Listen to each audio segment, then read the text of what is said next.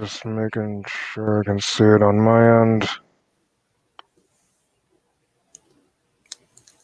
Looks like it's going.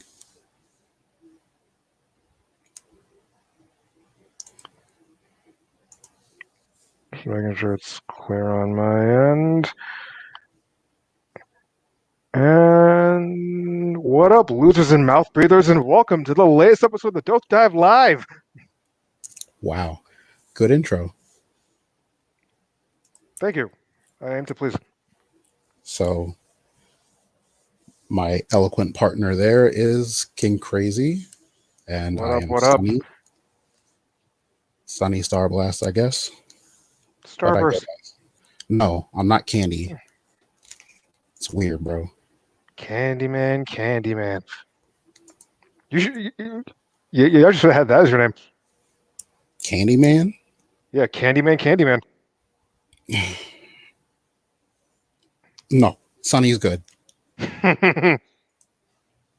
Anyway, this episode we're going to be talking about the Buffyverse and why it's awesome, but Xander isn't. He has its moments, but those moments are few and far between. Right. So I guess we'll start off by talking about what Buffy the Vampire Slayer is.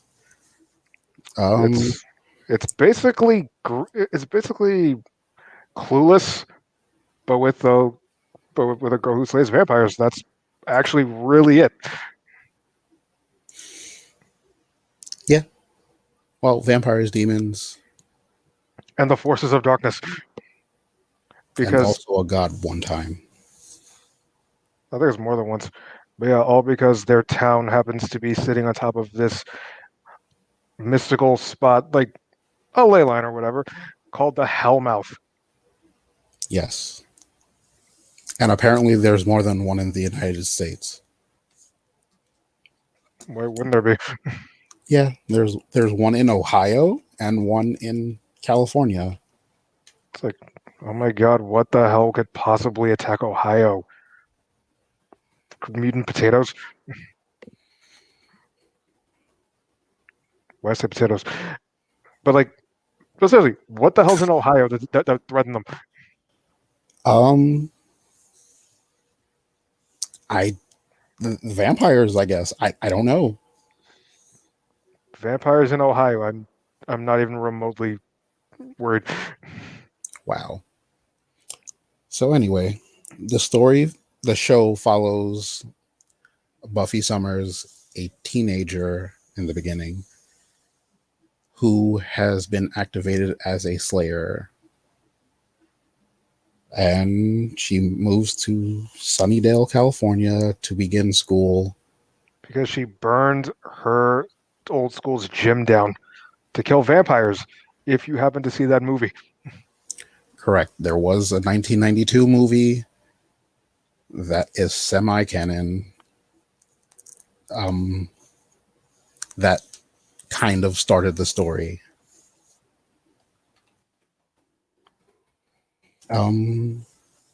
It wasn't. It was very campy, more so than the TV show. what was the early '90s? Everything was campy then. You're right. Yeah, but honestly, what was interesting about Buffy as a character, and this is from me rewatching the first episode of the show. It's like she was chosen before all this started. Like I thought there was going to be like this little moment where she has to like learn all this stuff. No, we're barreling in with this.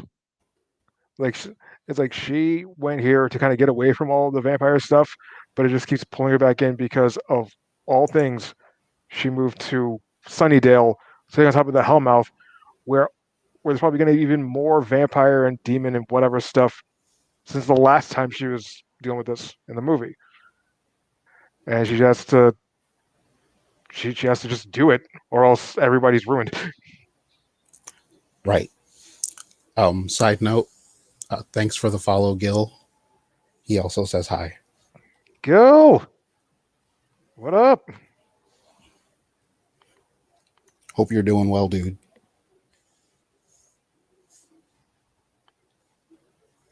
Okay, and oh yeah, by the time she gets to school, here we have skateboarding and the walking hormone that is Xander. Oh, Xander. Xander Harris. Alexander L. Harris. Yes, I know his full name. I hate him so much. I was like, he's not a bad guy, but fucking Christ, man, could you tone it down at all? He Like, is the definition of one of those nice guys. Excuse me. You know the guy who always complains about getting friend zoned yep, and always he's it. orbits around a girl that he really likes, but hates everybody she dates. Yep. Except for one person. He didn't hate what's that regular dude's name? Riley. Right, Riley right, yeah. from college. But yeah, Xander sucks so much. He's a hypocrite and he's kind of sexist. Like, And Willow loved him regardless for reasons that I cannot understand, which is yeah, ironic because I love Willow. She's outstanding and she is bae as hell. I like Willow sometimes, but she also has her negative points. Yes, yes, she goes crazy in one season, Not justifiably. just not just that, but didn't she also manipulate Tara that one time? What time? Oh God. I think it was sometime around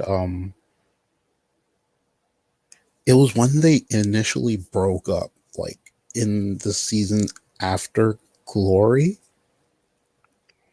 Okay. or was it before? I don't remember. But I think It must have been after Glory because when the incident happens, that was like at that time things were pretty good. Like they were just dealing with some weird people who were into magic. which incident. By the way, this is obviously going to contain like major spoilers for the whole show. So, Came out like 10 to 20 years ago. So yeah, yeah, get on that. which incident again? Oh, when Tara died. That was well after Glory though.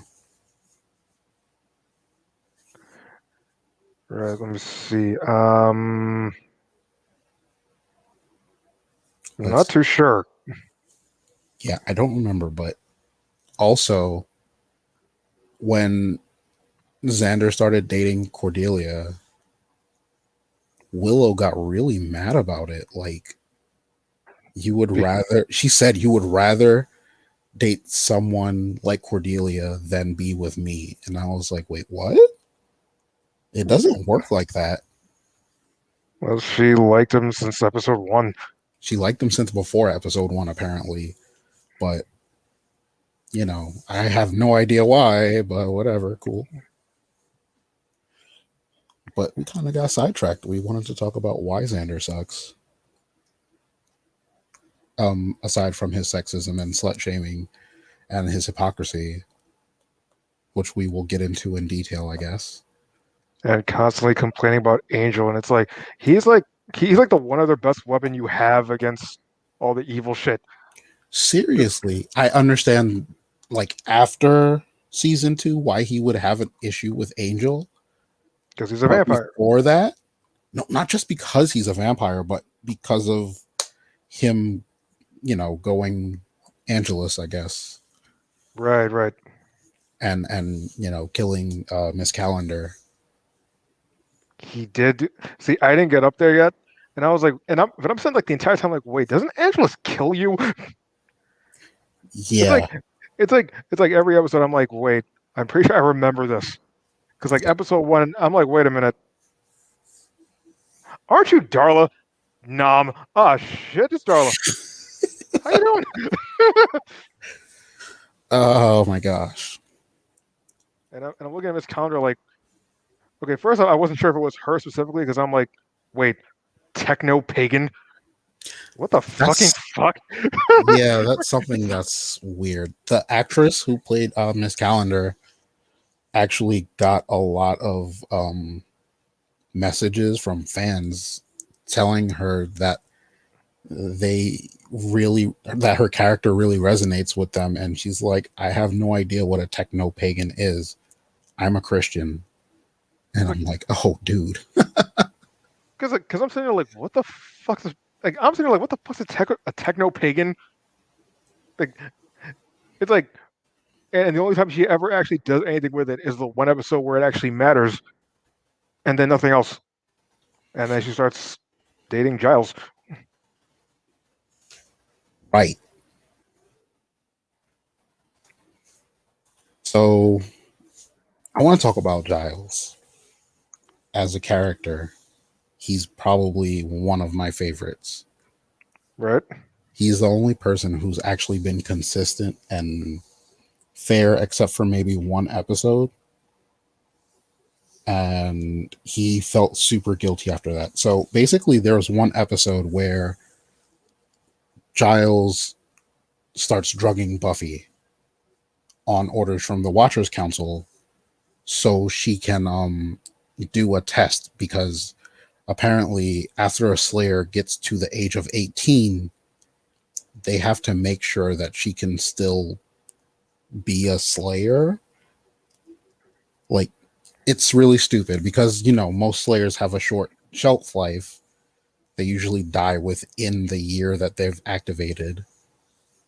So it's a bit odd for the council to just say, hey, let's drug you and put you up against a full power vampire and see how you do. It's a test. But if you die, it doesn't matter. We'll just activate a new Slayer. Because there's like billions of them, just not a one. Yes. Which makes no sense because again, from the opening of every episode in season one girl in all the way. I'm like, and me having grown up, I'm like, wait, one girl in the entirety of the world. Does that not make sense to anyone else? And yeah, I I mean, yeah, we get like other vampire slayers who show up, but it's like, are you serious? How would you think that? Like, how would you think that this would work out when you only have one? Well, I think that was the whole plot of season 7. Was it 7? Yeah, the last season of the TV show. That it's not just being a Slayer, they're potential Slayers, and the Watchers Council employs witches to find these potential Slayers and train them. Sometimes they slip under the cracks and live a normal life until one day they get superpowers and a vampire attacks them, and they either fight or they die. It's Okay, a really it's really goofy. I'm not gonna lie. Like, a bunch of old dudes are like, "Hey, how about we curse a bunch of teenage girls and they have to fight vampires for the rest of their lives? Oh, not just vampires, other demons too. And then, if they die, another one will be activated. And we'll just continue the cycle from there. They can never have a normal life. Who cares though? But they're just little girls. meanwhile, we're big men with big brains. We know how to deal with this shit with our not doing anything and sitting in the back like we're the fucking worst fucking teachers in the world. Like, okay, there's this. Well, if anybody's into Green Lantern, there's this the Guardians of Ola who Mm-hmm. literally just sit there, do nothing, bark orders, and get pissed when anyone does anything that has any sense of free will because fuck it, whatever. And then the moment something goes really wrong, they're like, "Oh, Book of Ola, right? Rip it out. Didn't happen. Yep, Just didn't happen." And that's what these dudes sound like. that's exactly what they are. Eventually, they fire Giles, so does whatever he wants. He still chills around with Buffy and the other Scoobies, but he doesn't chill around them as often because he's a grown man and he doesn't want to hang around with kids, Right. really. But he's there for Buffy as like a surrogate father since her father just like up and abandons her. Like after he gets divorced from the mom, he just completely disappears. Like even in season 1, it's a huge insecurity for her because she was close with her father and then all of a sudden she's a whole bunch of stuff changes in her life. She gets these superpowers and a random old dude is like, "Hey, you have to kill all the vampires around you." And she's like, "No." And eventually she gets attacked and kills a vampire and that old dude dies and she burns down a gym and her parents are fighting and boom, divorce. Okay, we'll move to Sunnydale now because we need a change of pace. So she Now there's even more demon shit. so she loses her father and all her friends and she goes to a new place where she feels extra insecure. And then another dude comes up to her and says, "You're the Slayer." And she's like, "Not this crap again. Come on." Except that he's a librarian and will be there all the time. Yeah. Oh, and then there's when Angel shows up and he's like, "Oh, don't worry, I don't bite," which is like, Unless you want me ha ha to. ha ha ha ha. He doesn't say all that much, but it's like, dude, really? Yeah, I know. She is 16 years old. What's wrong with you? Yeah. And their relationship is really, I want to say that it's not healthy. So that's what I'm going to say. It's not healthy. It's very I won't say toxic, but it's weird. He's Angel 240. didn't It's very know. rough. Hmm? It's 240. It's very weird. Yeah. Not just that he's not just that his not just his age. Well, I guess mostly his age because even if he weren't 240, he still would have the body of like a 26-year-old dude. Hmm. So he was turned when he was like 26 or something like that. Sired, excuse me. So Okay. that's super weird, first of all. But, and also he fell in love with her when she was 15. Like, she never even met him when he fell in love with her. Wait, what? Yeah. Oh, you. Okay. In season 2, towards the end, after Angelus is getting ready to destroy all of creation, they have a flashback to after he was cursed to have a soul. He was living in New York and feeding on rats in an alley. Right. And Whistler, like, I guess he's like a god or a demon or some kind of higher power. And he approaches Angel and basically says, "Hey, this ain't it, buddy. You have a destiny to fulfill." And he's like, "If you're interested, follow me to California." Angel drives all the way to LA, yes, in sunlight, with his car covered up the same way Spike has his car covered. And he sees Buffy coming out of high school before her Slayer powers activated. Buffy was 15 at this time, And he roughly. fell in love with her then. Yes, Fucking Chris. like love at first sight. Ew. And throughout all of like he was there when Buffy's powers activated and that first Watcher dude was trying to teach her how to kill a vampire. He was watching. He eventually went to Sunnydale before her in order to like catch up, like for her to. But he anticipated her going there and waited there for her and got himself together. I guess like cleaned up, stopped looking like a bum, and then eventually, in like episode 1, he approaches her in the alley and they talk, and like he doesn't even reveal that he's a vampire to her at that point. Right. So it's a really creepy relationship because he actually stalked this girl for the better part of a year. And I don't know, it doesn't sit right with me. I like Angel as a character, but that part of his character is really scuzzy. And Yeah. I don't like that Xander doesn't like him, but Xander is also kind of right to dislike him. And of course, the whole curse when he like experiences that moment of true happiness or whatever, he loses his soul and turns into Angelus, which in reality is a really pants on head backwards curse. Hey, we're gonna ensoul you and you'll feel the guilt of all of your murders over 200 years or whatever. But if you sleep with the one you love, you'll turn back into that monster who has absolutely no qualms about killing everything in his path and also torturing. I'm honestly thinking of skipping a few episodes because I'm looking through like the episode descriptions, Right. and I'm like, wait, Miss Calendar was a Romani sent by her family to ensure Angel's soul stayed intact. Yes, You were this entire time.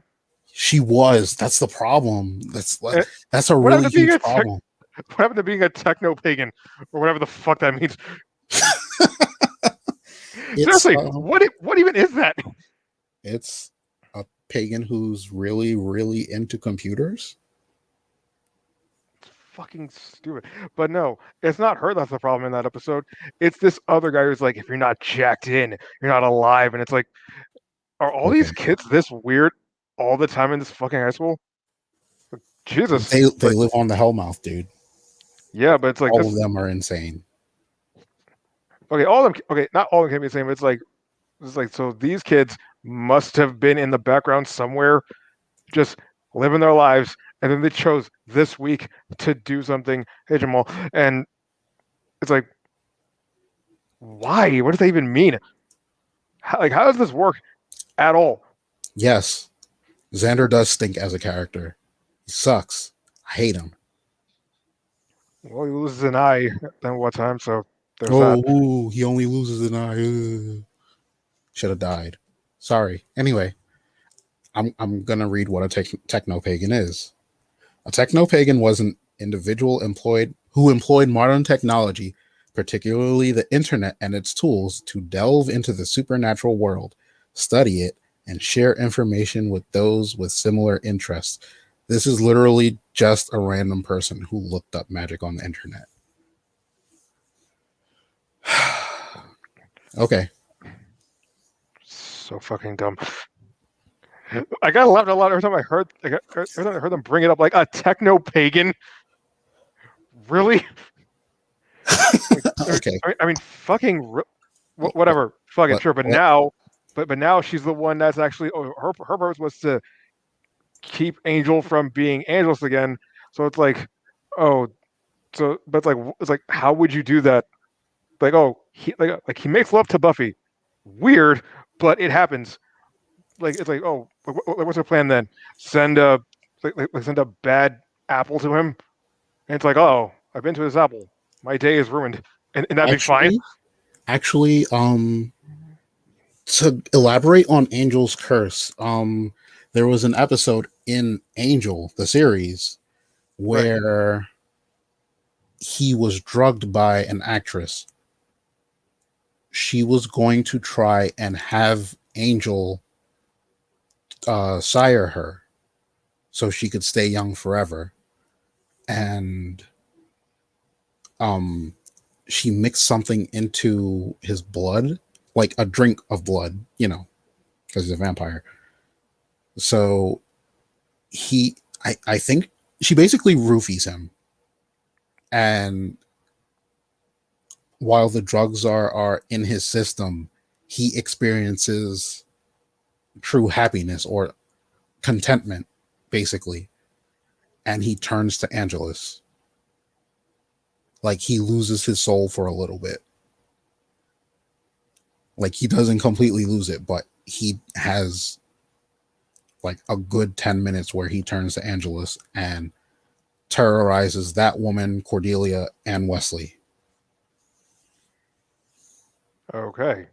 Yes. It's a real So confusing it's person. not a lot of in the story, a lot of people seem to equate this moment of true happiness with sex, but it's not really. It's just contentment because at even in the episode where Angel actually loses his soul after sleeping with Buffy, it's not until like he's just looking at Buffy as she's sleeping. It's like post-coital, so he's looking at her and he's happy.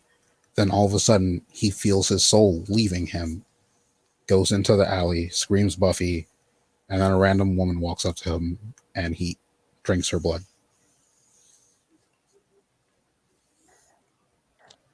And this doesn't happen when, and this episode I saw when she admits, well, when Buffy admits that she loves Angel. It wasn't then. No, no, it was after they banged I mean, because it's that's a consummation of their love. sure. Let's call it that. I mean, that's generally what people call lovemaking, a consummation of their love. So he was happy because to him, this was like the ultimate expression of their love. Still creepy. She was still 17, very illegal in California. So, I mean, he's like a 200-year-old vampire, and I don't think laws really apply to him, but that's icky.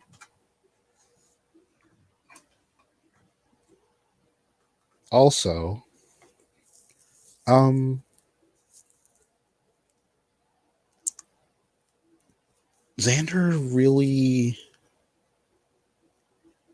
got butthurt when he found out that Angel was a vampire. And that, like, when Buffy found out he was a vampire, she told everybody, and everybody was like, "Oh, so you like a vampire? Oh, blah blah blah. You don't like me though." And I'm like, dude, what is this about? Obviously, we know what it's about, but you know, Meanwhile, next season, shit, here he is with Cordelia, of all things. It's like, no, wait, there was Cordelia, but before her, there was that mummy. yes. And before that, it was that teacher who was actually a mantis monster. Yes, And after all of those, it was Anya, the vengeance demon. He has no room to speak whenever Buffy does anything with a vampire. Bro, he's Xander trying. is the ultimate hypocrite. He's he's trying to be the village bicycle. He wants to give every girl a ride.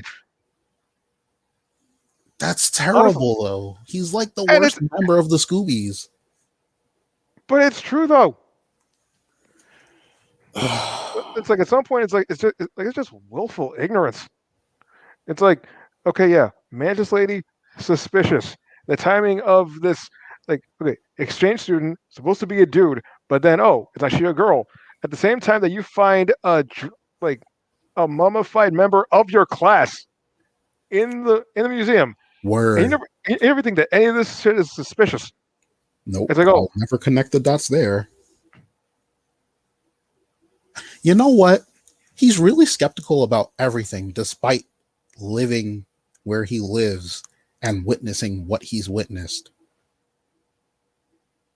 It's like there was an episode and I forgot what the problem was, but Buffy said something and Xander said something really sarcastic, like basically calling Buffy crazy, and I was like, bro, what? After everything that's happened to you, you're calling this, like, you're calling her crazy? Come on, man. How many times have you almost been eaten by a vampire? How many times were you almost eaten by somebody you were trying to sleep with? Bro, even Faith slept with him. That's I have gross. faith, the quote unquote Dark Slayer. Okay, let's shelve Faith for now because I got Yeah, some stuff to say about her. sure. Not bad stuff, but well, some bad stuff, some good stuff. Um, is there anything that you would want to talk about? Because I don't want to dominate the conversation. Spike, the literal best thing that happened in season two. Okay, He, it's like, oh no, how they introduce him because Xander says, "What's the worst that could happen?" Which Buffy and Willow freak out, like, "Oh, you jinxed it, you idiot! We, do you know what town we live in? And now something horrible is going to happen." He's like, "Oh, look up." It's like, what? What could possibly happen? And then running over the sign, "Welcome to Sunnydale." It's Spike. And he's like, "Home, sweet home." And then him and his girl Drusilla meet with the Anointed, who's still a child. And then yep, and they give the resume, like because he's killed Slayers before, he's killed two Slayers. and unlike the other vampires, he's actually calculating. He's actually smart. He's directing traffic, and then like he lets a vampire get killed by Buffy, like just so that he could like study her. He even introduces himself like he is calm about this the entire way, and then wanting to just get it, wanting to just get it over with, they attack the parent teacher meeting. Right, right. They kill two people, and what was it? This one vampire is trying to kick down the door, and he's like, "Use your head." Grabs the guy's head, smashes Slams open it up. into the door. Oh no, not the door, Oh into no! this glass thing to The like the emergency fireman's glass. axe, Right, right. and then he's like, "Use that," and it's like he's actually being tactical about this. And then he fights Buffy, and he's actually winning. But then her mom shows up, hits him over the head with an axe, doesn't kill him because she doesn't know what the fuck's going on. It's like she thinks that these guys are just high on PCP. But Right. then he leaves, and he prostrates himself towards the Anointed One for about 5 seconds before he's like, "Oh fuck it," grabs this kid, throws him in a cage, hoists him into the sunlight, and now Spike's taking over the vampire community of Sunnydale. And And the he's Anointed One, actually a competent leader, yes, except Buffy's more competent than he is.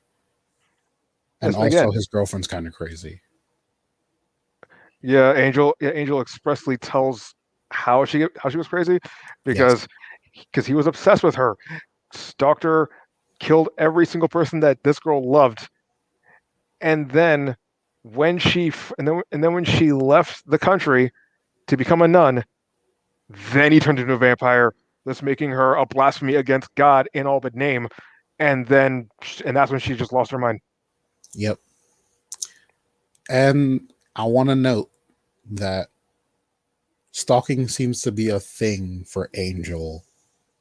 As either Angelus or as Angel, he be stalking. Angel real sus. But Aside he's from the so whole handsome, vampire and they thing. forgive him. Eh, Seriously, like that's really it. He's handsome. They forgive him. That's it. I think he's also super broody and As like he's supposed to be for the good of the world. He has to be brooding. yeah, he can't be happy at all. I mean, he can have some form of happiness, but he can't have like that real true happiness apparently, or he'll go crazy and start torturing and murdering and stalking. Which is like that's a really flimsy way to have a curse It is. because it's like he could just hang out with people as you do, just hang with the Scoobies on like the one random day that nothing's really happening. They have a good time, and then what? It's like they raise a glass to the happy day, and then he just flips out, and starts killing people. You know It's like what it's like bothers me? what, Sorry to interrupt, but like they curse him so that he experiences happiness and turns it back into a vampire. right? But the original curse is to ensoul him, so he would feel the weight of all of his actions. So he feels the weight of all of his actions. He gets happy, loses his soul, and commits more atrocities. How is he supposed to be re-ensouled? Because they only figured it out because Willow was like, we're going to figure out how to get Angel's soul back. If nobody had decided to do that, then, you know, they're basically out of luck. Everybody's dying.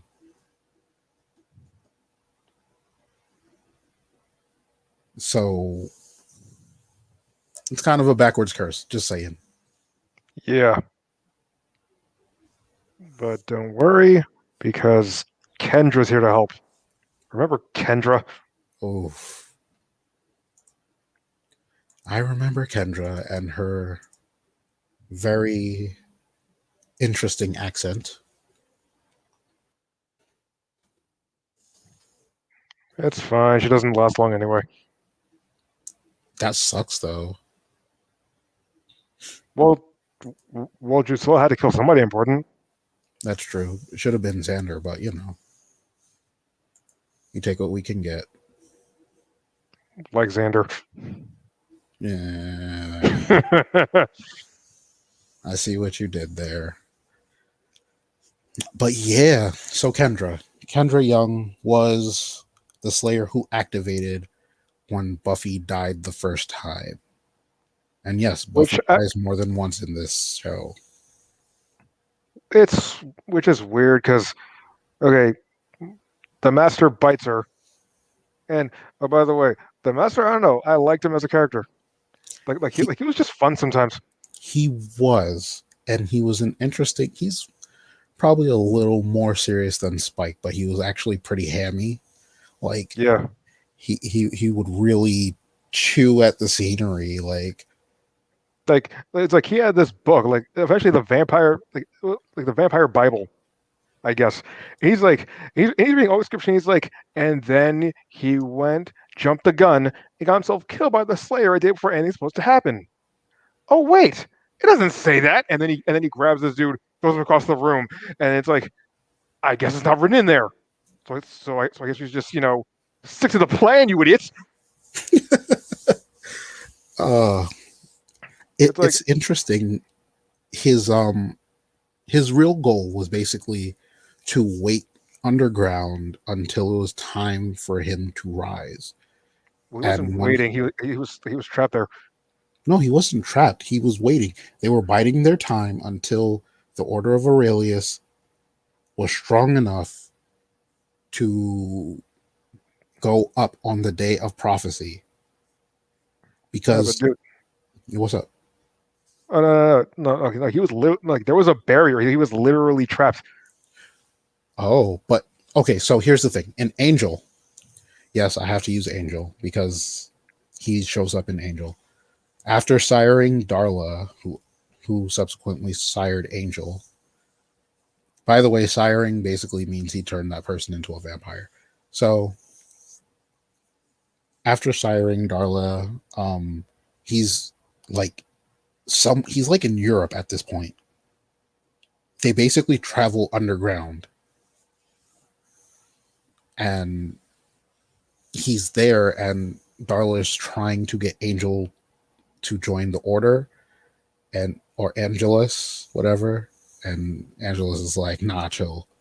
Why would you want to stay underground when we could be up on land and be awesome? And the Master's like, who is this jerk?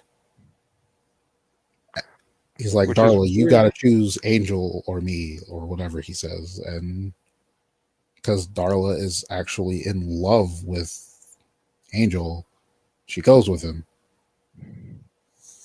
But eventually, I guess after he gets his soul back, she just like goes back to the Master. Which is weird because the Master says that like he wanted. Angelus to be like at his right hand when he rises, and, and like you're saying that he was biding his time, like, but in Buffy, like he's effectively trapped in there, and he's like episode one, he's trying to get out, I think but it's because when he got to the Hellmouth, he couldn't move anywhere. The Hellmouth is the source of power for most evil creatures and he got stuck in there. demons. So, but yeah, back to the point. We're talking about how Kendra activated. Buffy dies. The Master bites her, tosses her in a shallow pool of water, and she drowns. Xander and Angel show up, and they're Xander like, performed CPR on her, "That's which, probably the happiest moment of his life." but it's like, okay, even the master's like, wait, hold on, you died, and then she's like, I may be dead, but I'm still pretty, and I'm like, oh my god. Bro, it was The, 1997. What do you expect? no, because I was like, oh my god, it's like why do I love this? This is like what whatever whatever they fight. She kicks him through the roof, and then he he dies. Yes, he dies on a plank of wood or something. I don't remember. Some sort of wood that was jutting upward and he fell onto it, thereby being a makeshift stake. He dies. But his bones are still there, which is Yes. odd, but okay, sure. So I don't understand how his bones were still there. I think it's probably something to do with him being a very, very old vampire. Maybe. I don't know. I guess. Well, either way, the Anointed and the rest of them try to bring him back, and Buffy was acting like a bitch the whole episode, and then turns out she's actually like post traumatic from after dying. Yes. So she smashes the bones, weeping the whole time, as she rightfully should at this point, and then she goes back to normal. By the way, in that episode, Xander threatened to kill Buffy. Oh yeah, because They um, kidnapped Willow. Willow and Giles. Yes, but he was more concerned about Willow. Xander doesn't really give a crap about dudes if you haven't paid attention to him. Like there are quite a few dudes in like their gang and he acknowledges them and quips at them, but he never really has a friendship with them. He's mostly all about Willow or Buffy or whatever female is around. Like, Yep. yeah. He dates Cordelia of all people, Yeah. I mean, and it's like she's a consistent bitch the entire series. she's also fairly attractive. So I mean, yeah, if you're someone like Xander who's only concerned about attractive women, and yeah, he's just going to be after her. like many other people in this series, because their evil plans revolve around getting a hot girl, and here's Cordelia. Yeah. Speaking of Xander and Cordelia's relationship and how Willow was really butthurt about it, she starts dating Seth Green. Oz. Yeah, Seth Green. Yep. You can call him Oz, but that's Seth Green. Yeah. I mean, not the actor. I mean, the character is Seth Green. Yeah. I mean, because what was it? The because the thing about this show, I'm honestly like sometimes waiting for like, oh hey, I remember that actor from however long ago. There's this person, and for a minute, no one showed up. I turn away to do something. I turn back, and Seth Green's on the screen. I'm like, oh shit, you're alive. Yeah. Oh, so yeah, back to what I was saying. Um, Xander and Cordelia are dating, as are Willow and Seth Green. And Seth Green's a werewolf. yeah, Seth Green's a werewolf, but that's not really super relevant to this at the moment. Willow and Xander start cheating on their significant others. No reason why. They just start making out at is it Homecoming? Yeah, that's it. So, and this goes on for quite a few episodes. Like Spike is gone from the show for a little bit, and then he comes back and kidnaps both Willow and Xander while Willow is trying to perform a delusting spell because she doesn't want to cheat on Oz anymore. So Buffy, Oz, and Cordelia are freaking out, and Buffy sends them to look for Giles, who's out on a retreat for the Watchers Council. But Buffy eventually finds out that it's Spike who's done it because Buffy's mom calls the library to talk to her about colleges and stuff, and Spike enters the house and starts talking to Joyce, the mom. And Buffy just freaks out and bolts to her house. I guess I'm telling you the whole episode because I have to, because like one of my favorite Spike scenes is in this.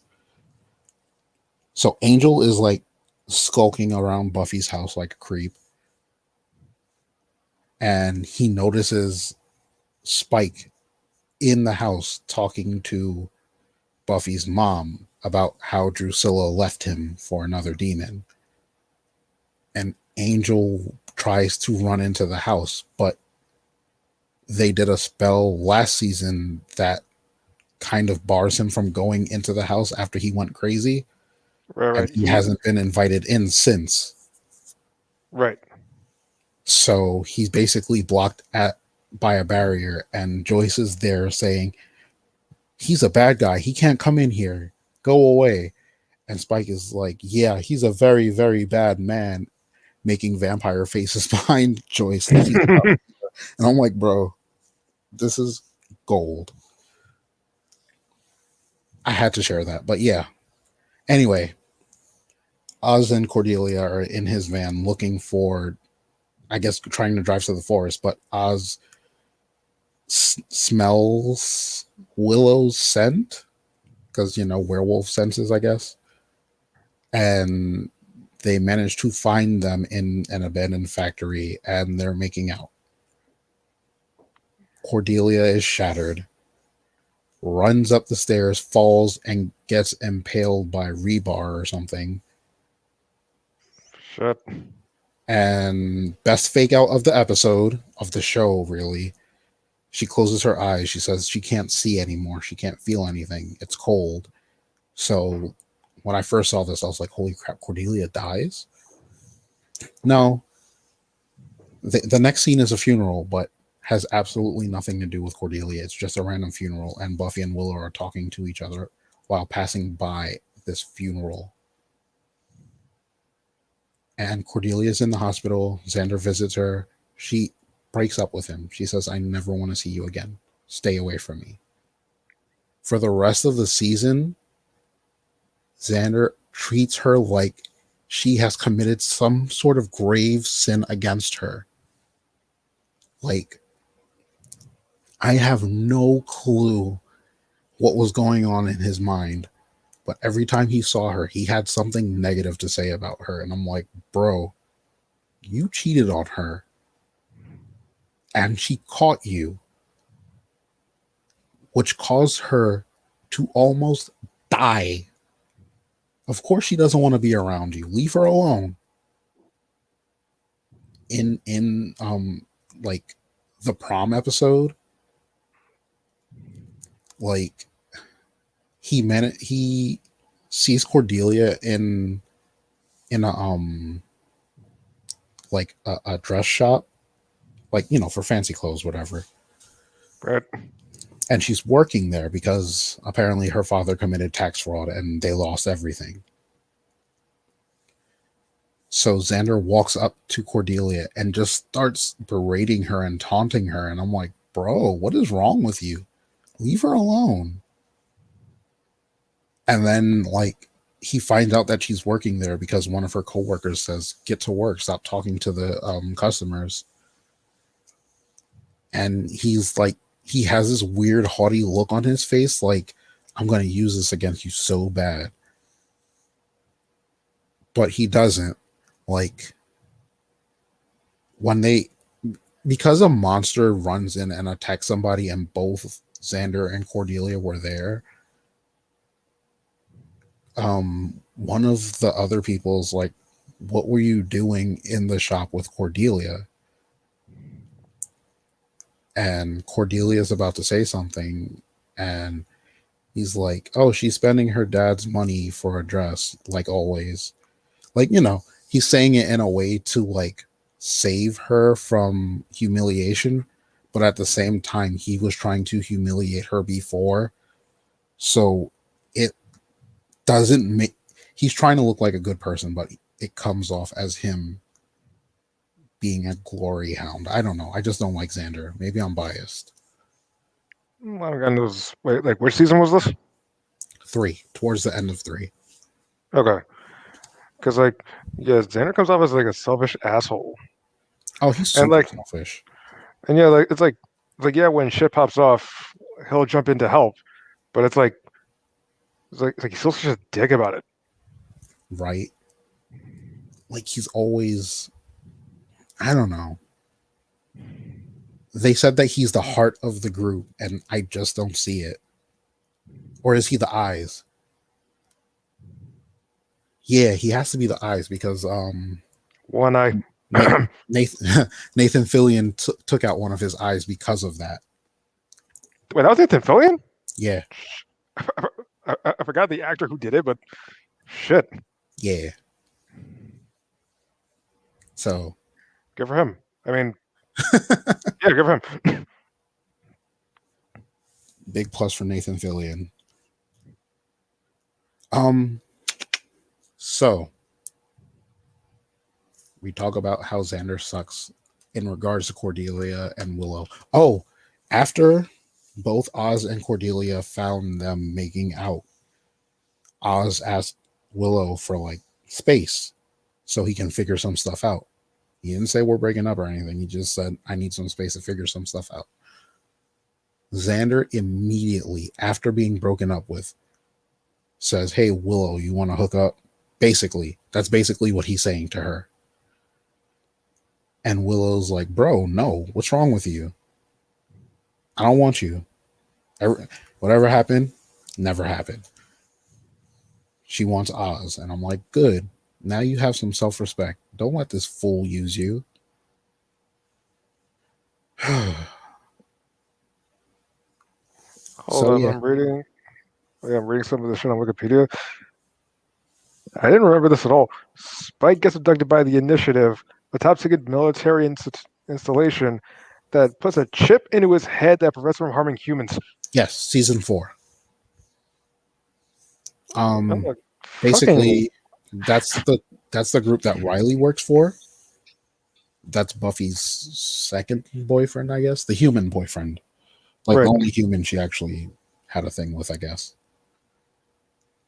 And they abducted a bunch of creatures like vampires or demons or whatever else, and tried to, they basically performed experiments on them in order to prevent them from attacking humans, which, is kind of a good thing, but kind of messed up too. But at the same time, vampires kill people indiscriminately. So, um, they put the chip in his head. Eventually, the chip burns out and is ineffective, but it has at this point trained his brain into feeling pain if he ever attempts to harm a human. Wow. So that is basically how his character development was forced upon him. Essentially, um, Spike is evil but also funny. Then he's like a neutered vampire, so to speak.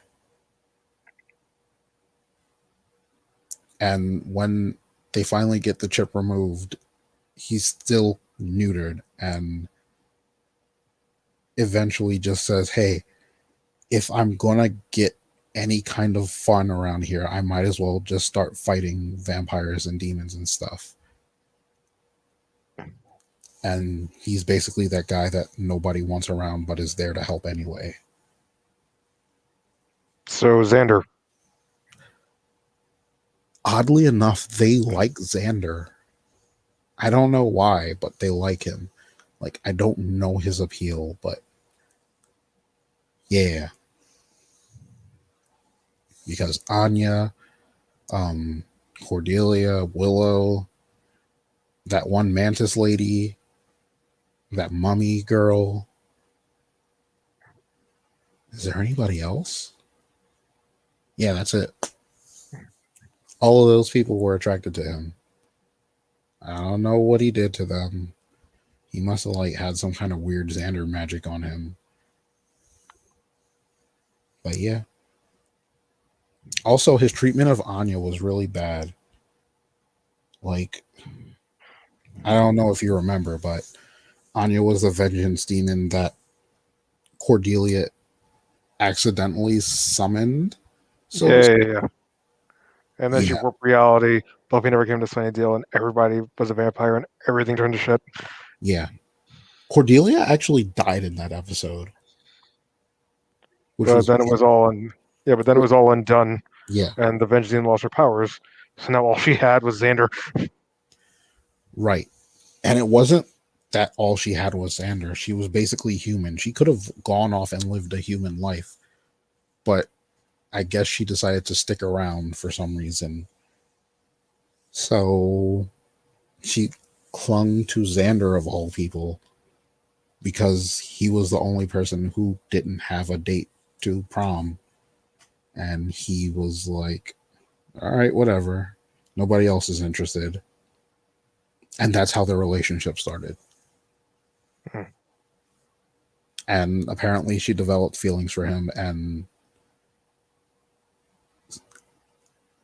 basically said, "Hey, instead of trying to fight this monster demon guy who's probably gonna destroy the world, how about you run away with me?" And he's like, "No." So she runs away by herself, but comes back to him, and they actually start a relationship to the point where they get engaged when they think the world is going to end. He literally proposes to her when Glory is about to destroy the world. And she's like, "Are you doing this because the world is going to end? Why don't you just propose after?" Or something like that. And he's like, "Nah, I like it like this." So she's cool and they're engaged, but secretly because he never tells his friends.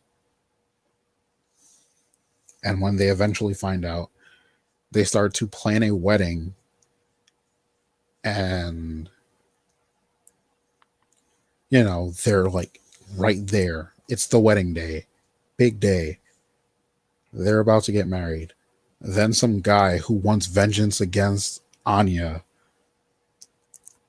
starts showing Xander visions of a false future where he's unhappy in the marriage and Anya has cheated on him or something, but they're still together. So, yeah, he leaves her at the altar. Doesn't say anything to her, doesn't say anything to anybody. He just ghosts her. Hmm. And of course, she's shattered.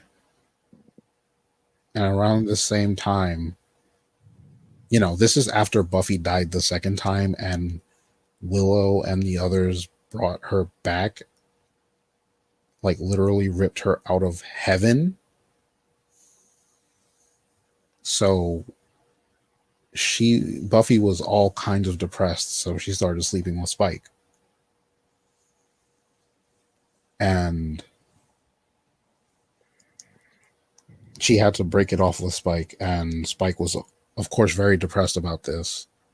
Something that I need to talk about later is like vampires and emotions. Um, so this all coincided with Xander leaving Anya at the altar. So Anya and Spike get drunk and sleep together in the magic shop that Giles owns and she works at. And I think this is the season where those three nerds are like trying to kill Buffy for some reason. Right. And they have cameras everywhere, including the magic shop. So they see it. And Xander finds out because um, Willow hacked into their camera and saw Spike and Anya. So he gets mad and like picks up an axe to go kill Spike. And I'm like, bro, why? You left her at the altar. I understand that like you still have feelings for her, but you did something crappy. That's not fair on anybody here. Whatever. He's a character. He's got to do something. Right. So he confronts Spike. Buffy follows him and prevents him from killing someone for something that's really none of his business at this point. Anya tells him off, and Spike says, "Why would anybody want to be with you?" And he's like, "It was good enough for Buffy." And then Xander is like flips out and says some pretty sexist stuff to them and leaves. Um, yeah, so that's Xander in a nutshell. A very, very, very, very, very, very terrible person who's also a hypocrite, who cheats on people, but does not let them live a life without him, and also leaves women at the altar, but gets mad when they try to move on, and also tries to police Buffy's relationships because for some reason he acts like he owns her. Oh, what's up, Helix? Hey Helena, how you doing?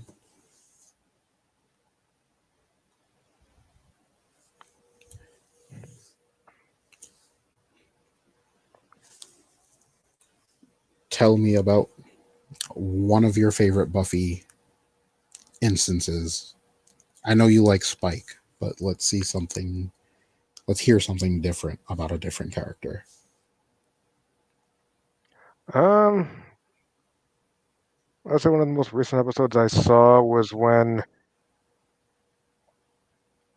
turns out Giles is part of the Order of Diagon, but then he, well, the thing is, well, he's trying to kill his old friends. His old friend Ethan shows up and he's still being a dick. They have to save Buffy from being the new sacrifice instead. And Willow, with her big brain, is like, this thing jumps into either unconscious or dead people.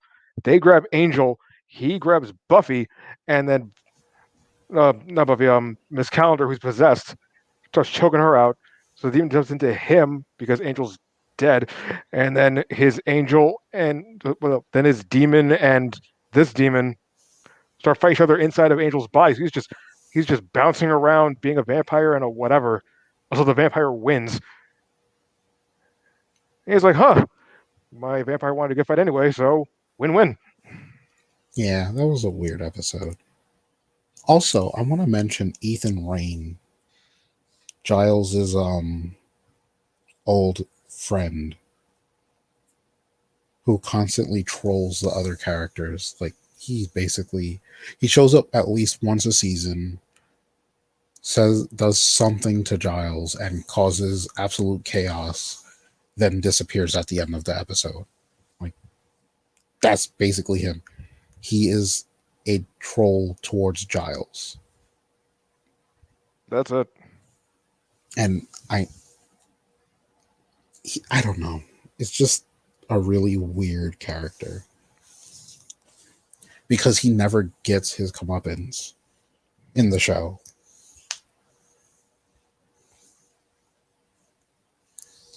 Um, let's see. Oh, I wanted to talk about season 3, episode 2, Dead Man's Party, because that's probably one of the most infuriating episodes I've ever watched of this show. Right, It's this. because Go ahead. yeah, because this is after. Well, Angel was Angelus, but to save the world, Buffy had to send Angel, who had just gotten his soul back like a second ago, into, I want to say, hell, and then she had to. Well, she exiled herself and left, Right. but then she came back, and everybody was upset at her. I think the weird thing about that episode is that, well, not specifically the episode where she comes back, but where after she's basically killed Angel, not really killed him, but managed to get him into a hell dimension, she leaves, but it's only because of a combination of all of the circumstances. Kendra's dead. She's wanted as a suspect for Kendra's death, murder, whatever. Police are looking for her. She's expelled from school because Snyder sucks. Oh yeah, Mm-hmm. extremely. And then she basically revealed to her mother that she is a supernatural fighter for humanity, and the mother couldn't accept it. She's basically like, "Mom, I'm about to go save the world again." And her mom is like, "No, you need to make time to explain to me what's going on." And while I see both sides of this story, because this is clearly a really bad breakdown in communication, they both handled it terribly. Hmm. Because Buffy is like, I don't have time to explain. And all she could really say is, look, Angel's about to destroy the world. I have to stop him really quick. I don't know if her mom will be like, that's not good enough, but like, at least say that. So, of course, her Buffy saying, you wouldn't understand, and I don't have time to explain, as she's leaving the house, Joyce basically says, if you leave this house, don't ever think of coming back. So, she takes that as don't come back, which is basically what she said. That is exactly what she said.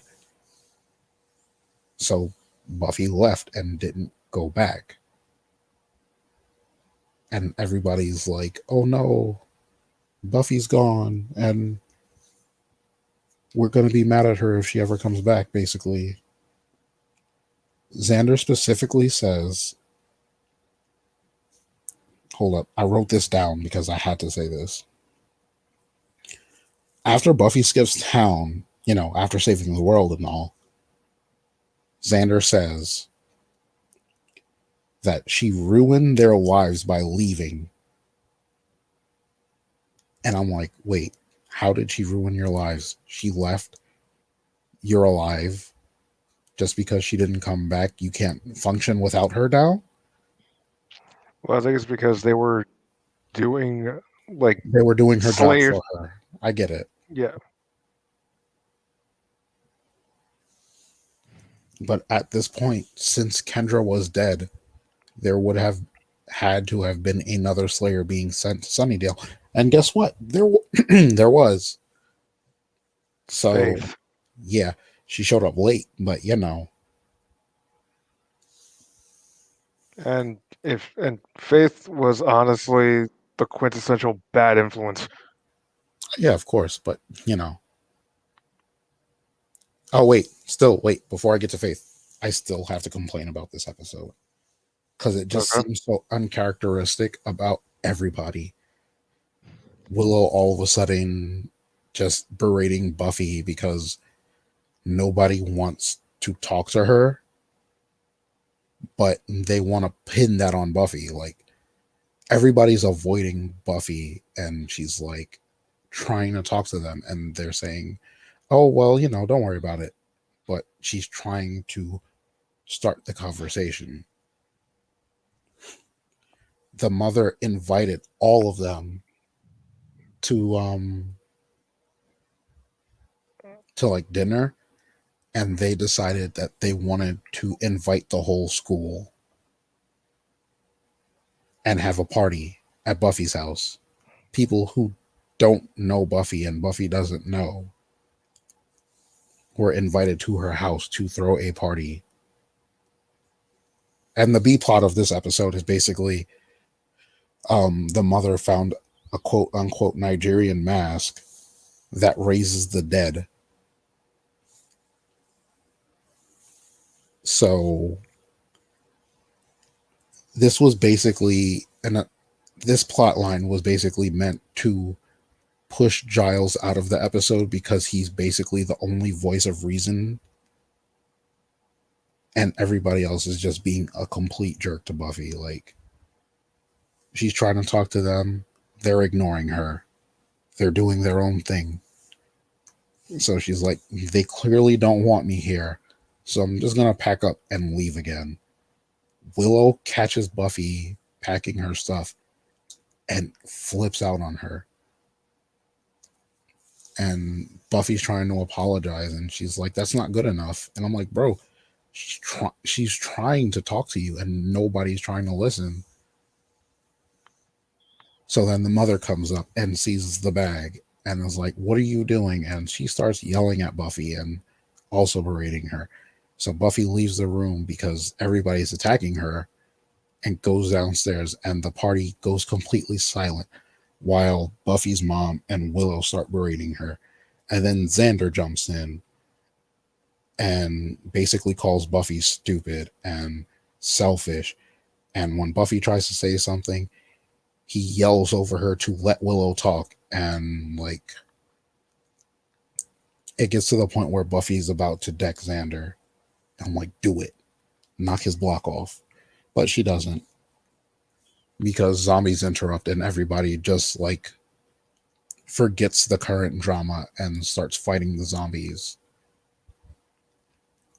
And eventually they manage to defeat the final big boss zombie, but there's never any resolution with this. Like, it's left open and in the air. They all just berated Buffy, and nobody really ever apologized for their own actions.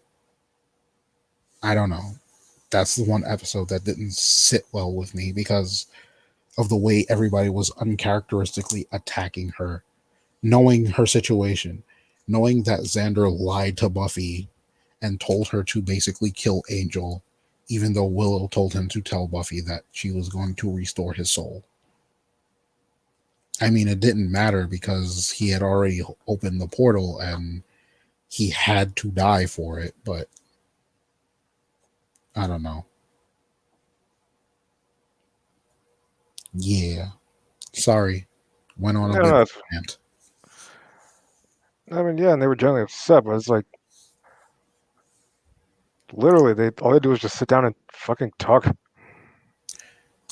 Yeah, but it's a TV show, and we know that most conflict arises from a lack of communication, so why not do that and make it super frustrating for the watcher? The viewer, the TV viewer, not the watcher. Giles is the watcher, He's always upset about all this. Because like, can anybody stay on task? right? Although, what I like what they did is that eventually Willow snaps at Giles. It's like you're putting too much pressure on her, and she just wants to be a 16-year-old girl. Right. And then she snaps at Angel. It's like you're 204 years old. You can't just ask to go for a cup of coffee.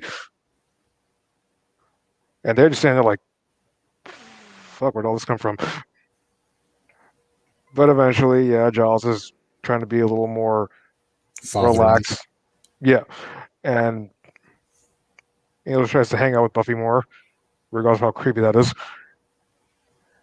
So it's like the constant back and forth between here's Buffy that's supposed to save the world, but here she is as a regular person trying to just live her life. He realizes that, and it becomes super. The dynamic of Giles and Buffy's relationship changes in that one episode I mentioned earlier, where he's drugging her to depower her. Like, she basically feels she is being betrayed by him, and he tells her nothing about it because he's not supposed to, because that's the Watchers Council's orders. They're very not nice, I guess. They don't real Of course, most Slayers are expendable tools to them, not actual humans, but to Giles, Buffy is a human and a surrogate daughter for him, so to speak. Right.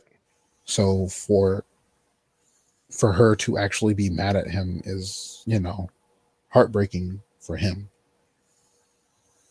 And he even feels later down the line, mostly in the comics, he feels the same kind of bond with Faith, who we will segue into now. Yeah, Faith. she's literally the next episode. Is she really?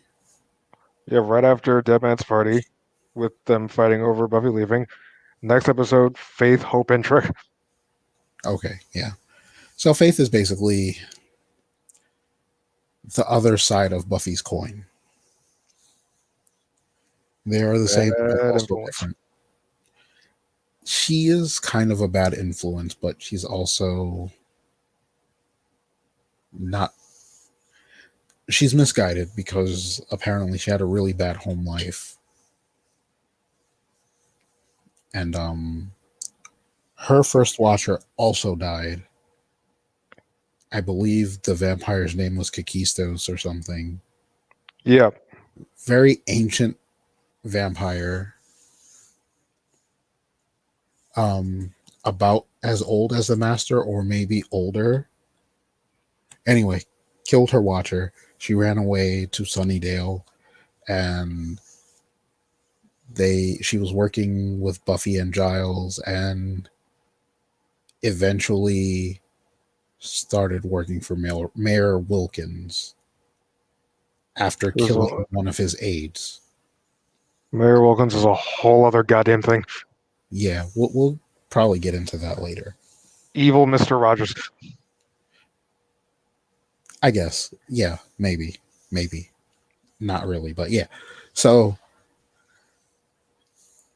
Wilkins manages to scout Faith after she kills one of his aides.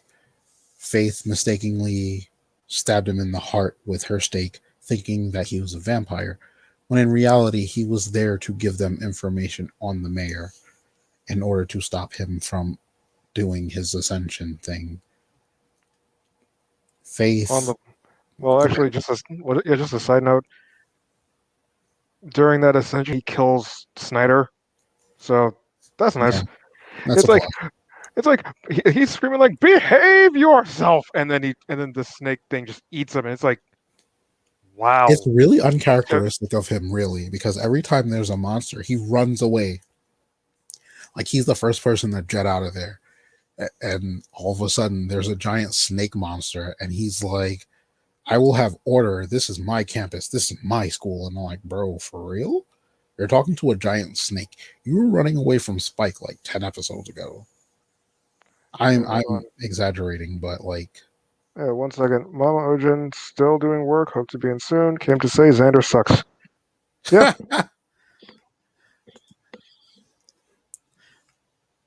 thank you, Mo. I appreciate that. Everybody hates Xander. He sucks.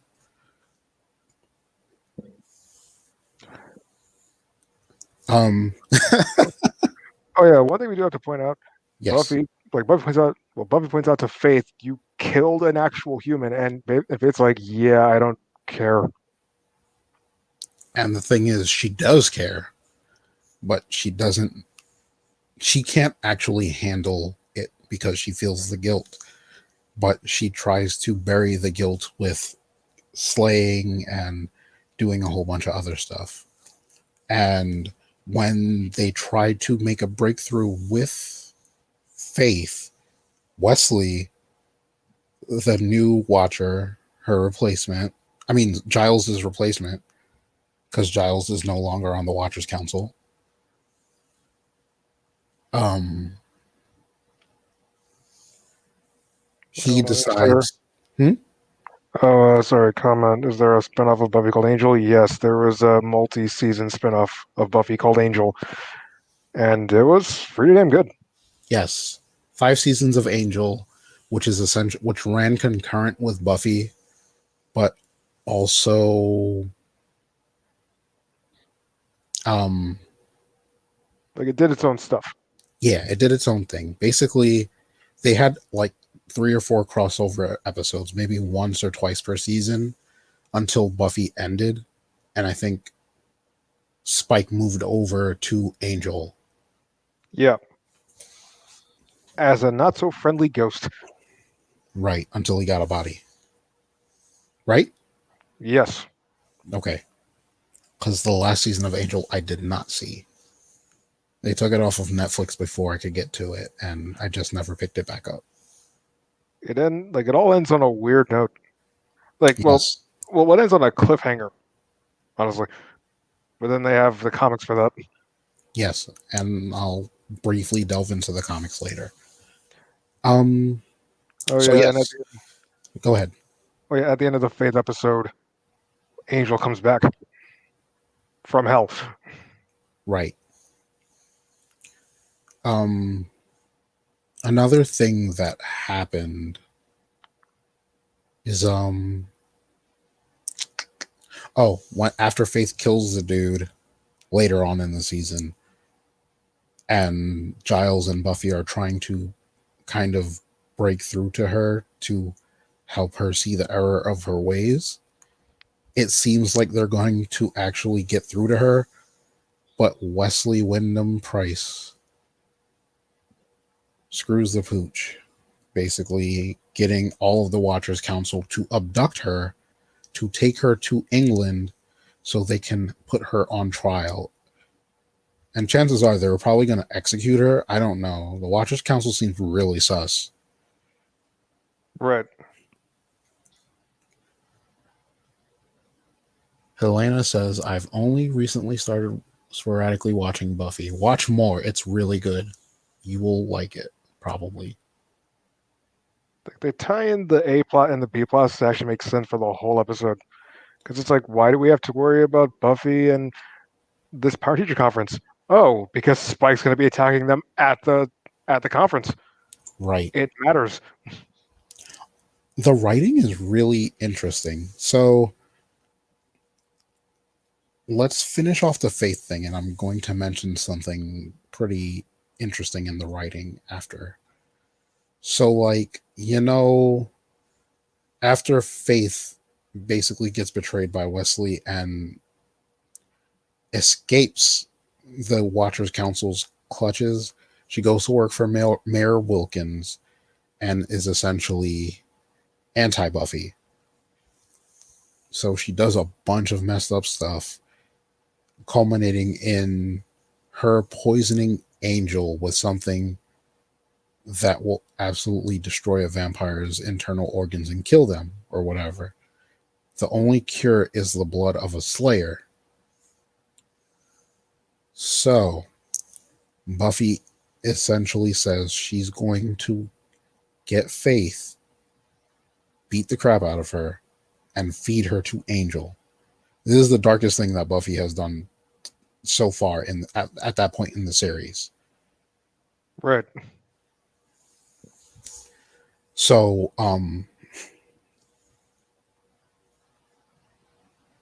they fight for a long time.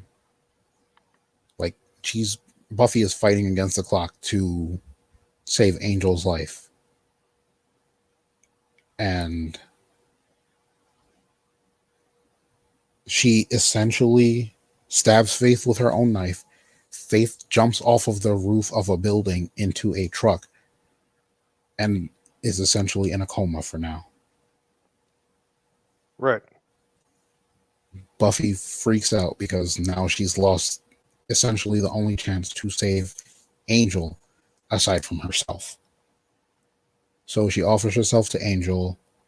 Angel refuses until she hits him enough for him to like vamp out and bite her. So as he's drinking her blood, he basically drinks too much blood and she passes out. So she needs a blood transfusion.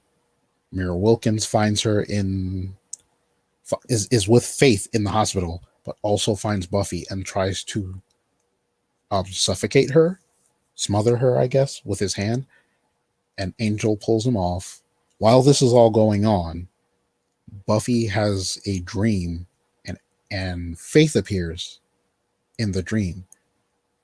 And this is like the first time it kind of shows that Slayers kind of have like a weird psychic connection, so to speak.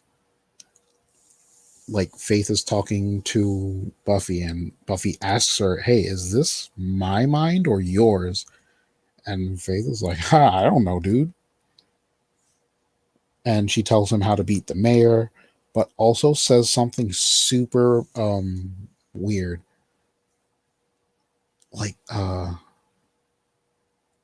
she says like a countdown 730 or something like that, or 731, and which I found out was exactly 2 years from that point when Buffy was going to die again. Like she basically prophesizes that Dawn is going to show up, and she prophesizes Buffy's own death. Figures that And worked so well before. I mean, Buffy stays dead for quite a while until Willow says, "No, Buffy's probably in hell for some reason." And I'm like, why? Why would you assume that? How would you assume that? I mean, I can kind of understand because the way Buffy died, she jumped into a portal that led to Glory's home dimension, which was apparently a hell dimension. But you know, that doesn't make much sense if you think about it, because her body was still on Earth, just that her soul left her body, so to speak. I don't know. It just seemed like they were using a flimsy justification to use magic to bring Buffy back from the dead. And I don't mean the writers, I mean the characters themselves. Right. Because the writing is actually pretty good. And it was pretty surprising that they predicted, well, they didn't predict, but they foreshadowed something almost 2 seasons, or well, 2 seasons beforehand. Like, that's wild. So yeah, that's that's the writing of that. Faith eventually goes on to be a regular on Angel. Well, not really a regular, but a recurring character on Angel. She shows up again in Buffy after she comes out of her coma, steals her body, and pretty much wreaks havoc in Buffy's life, and then leaves to go to LA. And Angel, of all people, is the one to build a connection with her. So Faith and Angel are actually a lot closer than Buffy and Angel, but it's a more of a platonic thing. Like Angel really respects Faith and vice versa. mostly because they both kind of feel guilt about killing people. Buffy's never really killed a person, so she isn't really she doesn't really understand their darkness, so to speak. And I really hate saying it like that, but yeah, It's like they all have baggage, but Buffy doesn't understand their baggage. right.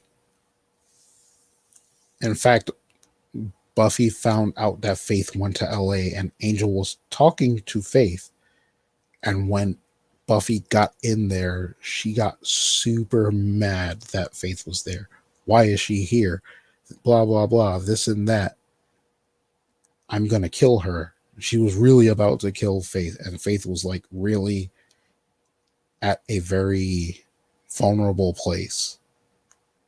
And Angel blocked her from it. And she just got so mad that she punched Angel in the face. And Angel hit her back. And the look on Buffy's face when Angel hit her back was like, I can't believe you've done this. And she basically calls him out on hitting her. And he's like, bro, you hit me first and you're stronger than me. And like, she just brushes it off. And I'm like, but bro, he's right. You're being a hypocrite. It's not cool. And plus, she forgave him for all the Angelus shit. To be fair, Angelus is, it's not fair to blame Angel for the Angelus stuff because that's not his fault, so to speak. It's it's in a weird place. It's a gray area, let's say it like that. But I just found it funny that Buffy, the one who is stronger than Angel, hits him first, and in retaliation, he kind of like reflex smacks her back. And she gets really mad that he even put his hands on her. And I'm like, this isn't even the first time Buffy has hit him in the face. And now that I think about it, Buffy and Angel's relationship is really unhealthy. And I'm pretty glad that he moved to like Los Angeles rather than staying in Sunnydale. And then after a while, Cordelia went with him. She didn't go with him. They just kind of showed up together. Like, not together, like he accidentally stumbled upon her at a party. She's like, what are you doing here? And he's like, yeah, I'm doing stuff later. And then they stumble upon each other again because another vampire is trying to like get actresses and kill them, I guess. He likes eating actresses. I don't know. And Angel saves her and she starts working for him and they fall in love. And then Angel's son sleeps with her and gets her pregnant. So that was what happened in Angel, and that's what caused me to stop watching because it was really weird and gross, and I wasn't very happy about it. But yeah, Cordelia with the most character development in the whole show next to Spike. Although in some episodes you feel like, or she didn't have any character development at all. I mean, if She you think about it, she was really selfish in the beginning, like completely all about herself.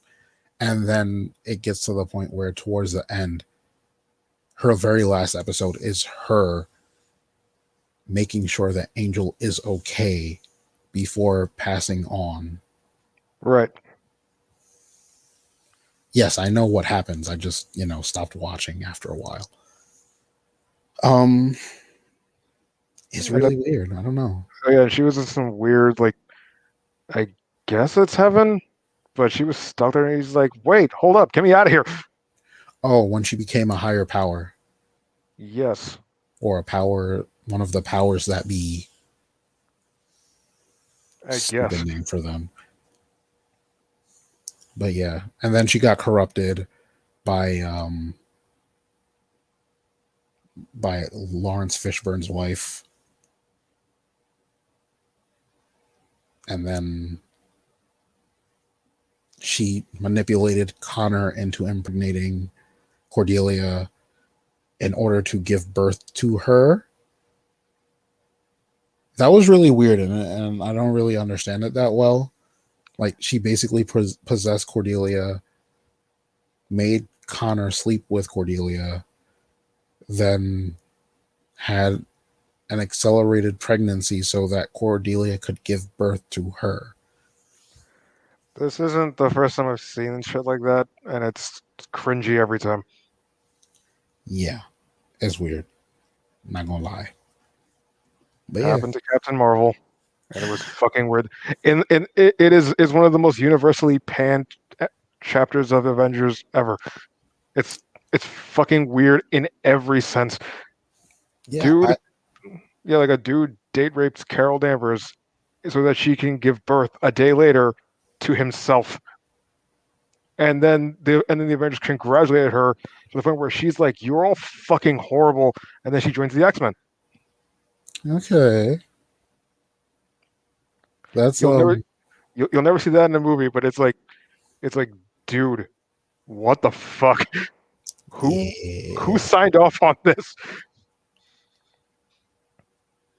Hmm, hmm, hmm, hmm.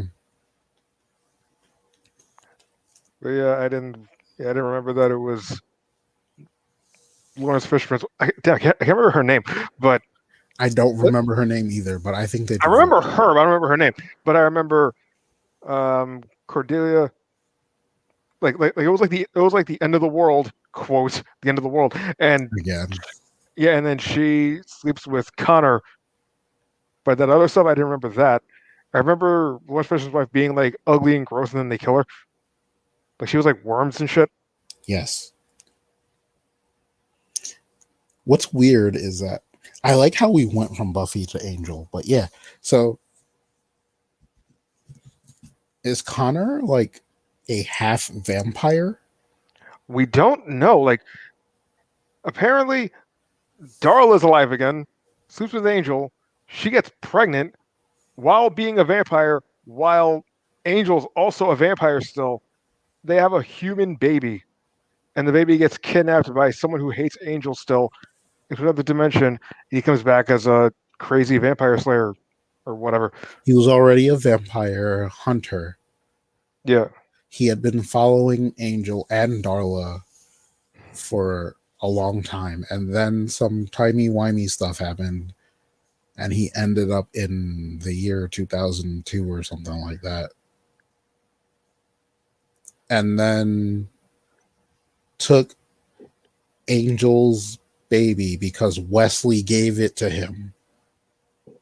He did something. I think Wesley gave it to him or something like that.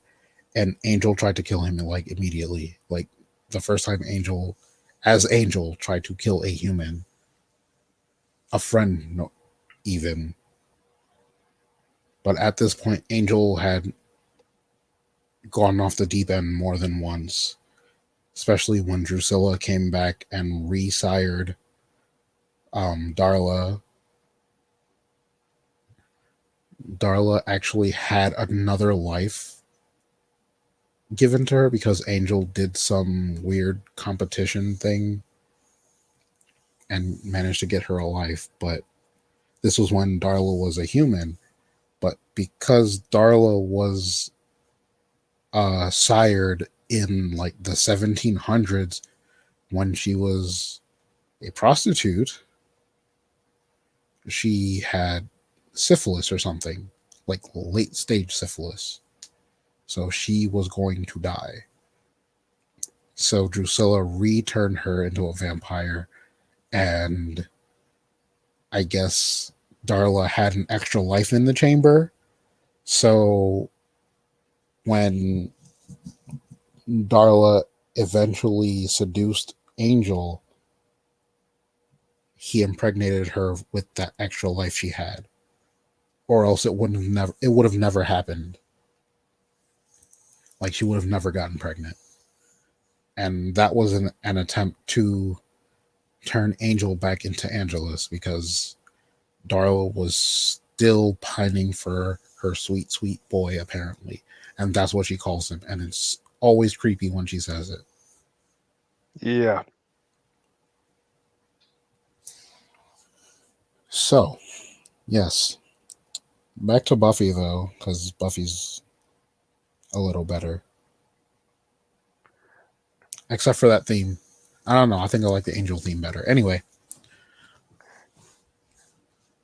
what were we talking about? Oh yes, Faith's character development. Faith leaves Sunnydale to go to LA. She meets Angel. Buffy encounters her at Angel's place, gets mad, tries to fight, but then a bunch of Watchers Council people come and start blasted. I don't get it. There are two Slayers there, but then again, they don't value Slayers as much as they should. So they try to kill both Buffy and Faith. Buffy and Faith manage to elude them, and Faith goes to turn herself into the police. And she goes to prison. And there are episodes where Angel visits Faith in prison, and they develop a close bond as very good friends. And he basically makes sure that she's okay. Eventually, Buffy season 7 rolls around, and Faith finds out what's going on, breaks out of prison, and goes to help Buffy protect the potential Slayers. Um, One of those potential Slayers is Felicia Day. So, another interesting tidbit. You tend No. to. Hmm? Wait, hold on. I remember who the hell Felicia Day was. That's cool. That's cool. No, because I remember. No, because I specifically remember one of the. Oh yeah. Okay, but I was like, oh yeah. I was thinking about somebody else, but no, I know her. But I remember one of the other potential Slayers was. Don't judge me. Remember the Lizzie McGuire show? Miranda? Yes. There was Lizzie, Gordo, and the other one. Yes, The other one was a Miranda. Slayer, and she killed herself because someone. Oh, dude, for real? No. In the show. No. I know for real though. Like I didn't realize that. Yeah, because I was like, wait. Yeah, because at the time I was like, wait. I seen it in the Liz McGuire show, and then someone was there. I forget who, but they were like saying weird shit to her because out of all the potential Slayers, she was the one doing the worst. Right. And then off screen she hangs herself. Bro. She was that. You're right. Holy crap. She doesn't even. It's weird because her hair is different. Okay. Okay. Okay. But anyway, yes. So Faith busts out of prison and goes Hold up, to. she is 33 now. Yeah. Shit, what else does she do? Anyway, so Faith busts out of prison, goes to Sunnydale to help protect the potentials from the first evil or whatever they want to call him, who's basically the embodiment of the devil, I guess. Sure. And he has the first has its own champion in the form of Nathan Fillion. I don't even remember the character's name. So the character is now Nathan Fillion. Sure. Why not? This guy is stronger than the Slayer, can do anything, has absolutely no qualms about squishing people's heads under his boots. And he He finally gives Xander the comeuppance we've been waiting for. That's not the comeuppance I've been waiting for. Death is his comeuppance. But taking out one eye is okay, I guess. Like he literally pulls out his eye and Xander screams, and I'm like, oh, is that No. it? Well, he doesn't pull it out. He like sticks a finger in there. He sticks a finger in and pulls it out. I'm pretty sure he pulls it out. At least that's what's implied, isn't it? No, I'm pretty sure. He just sticks a thumb in there, and then I'll get around to it eventually. Anyway, he loses his eye. Yeah. Whatever. I mean, I hate him, but that's not enough. Oh, the guy's name is Caleb. Caleb, cool. He's Nathan Fillion. Yeah. So I'm not calling him Caleb because he doesn't look like Caleb. He looks like Nathan Fillion. He's a sadistic sociopath with a pathological hatred of women. Yep.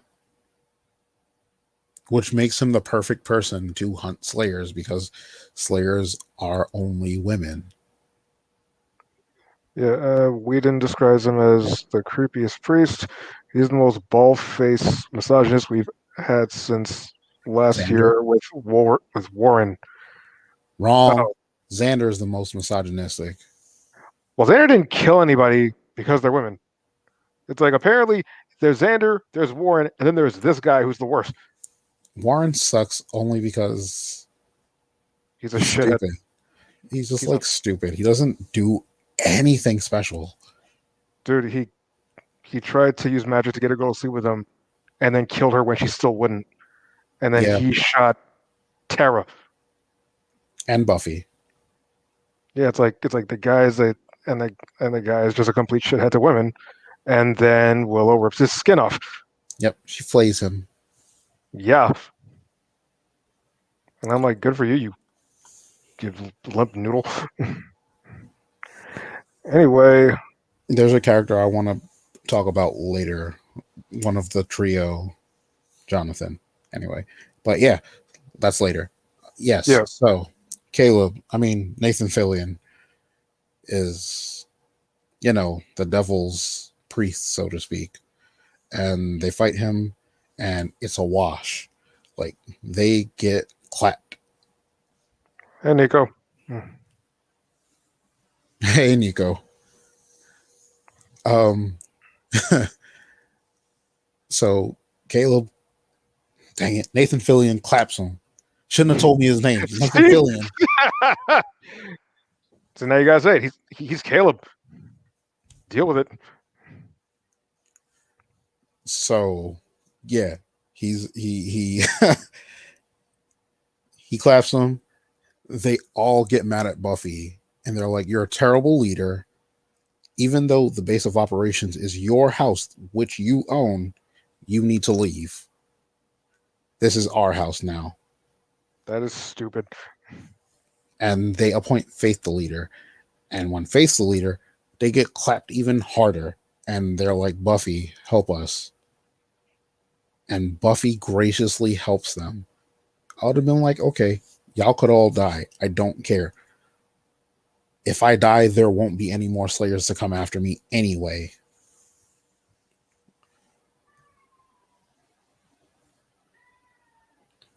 Um,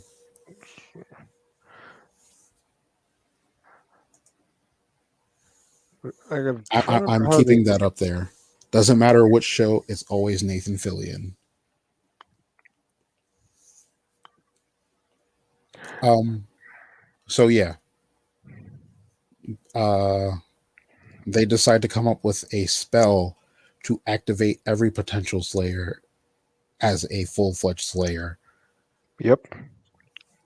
With all of this, they manage to fight the first evil's forces along with Spike, and Spike eventually sacrifices himself Super vampire beam.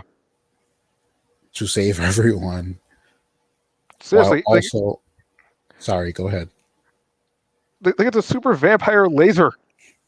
Because fuck it, sure, why not? Balls to the wall. That's how Spike likes it. It's true. And he finally gets the "I love you" from Buffy, and he dies with a smile on his face. I think he smiles and says, "Liar."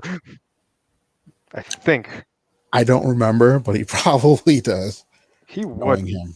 And then he comes back on Angel as a disembodied spirit somehow, and he's stuck that way, just quipping at everything. He had his soul then, right?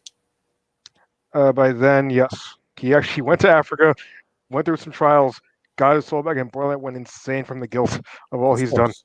Of course. He did more than Angel did. which is why I believe he would be able to beat Angel. But that's a story for another time. Actually, here's a question. Yes, Who do you think would win in a fight? Uh, Caleb Finian or what's her name? Glory. Glory. Really? Yeah, Why? Glory's a god.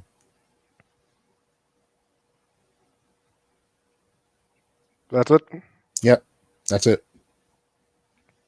The only reason why she didn't actually kill Buffy is because something always got in her way before she could do it. And also, sometimes she would change back to like the human form, the guy, Hmm. every so often. And he doesn't have Glory's powers. He's like a regular dude. So essentially, the only time Caleb would actually be able to win, I mean, Nathan Fillion, is if Glory were in the form of that one dude. Okay. Yes. Um. So yes, all Slayers are activated. Blah blah blah. The end of the show. But Oh yeah, Sunnydale's completely destroyed. right, So you Sunnydale is know it's over. completely gone. But yes, um, Jonathan. That's what I wanted to talk about. One of the trio, actually one of the few recurring characters.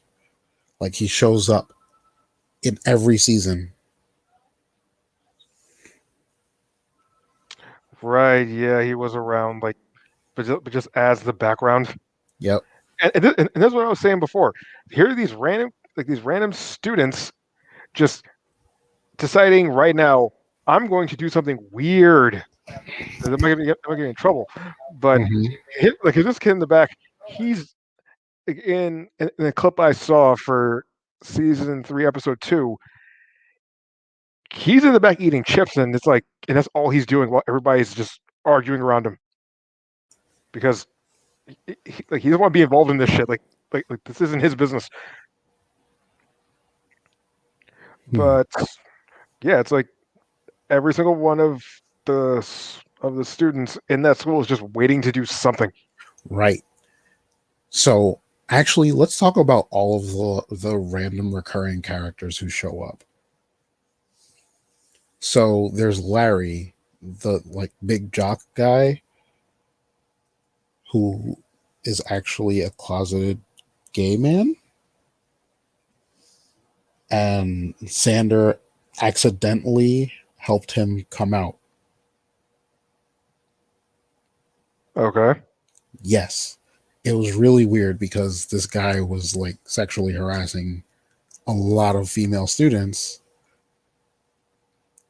and then Xander just trying to find, I believe he was trying to find like the monster of the week in one episode, and I think it was the werewolf thing. He was bit by a dog, so yeah.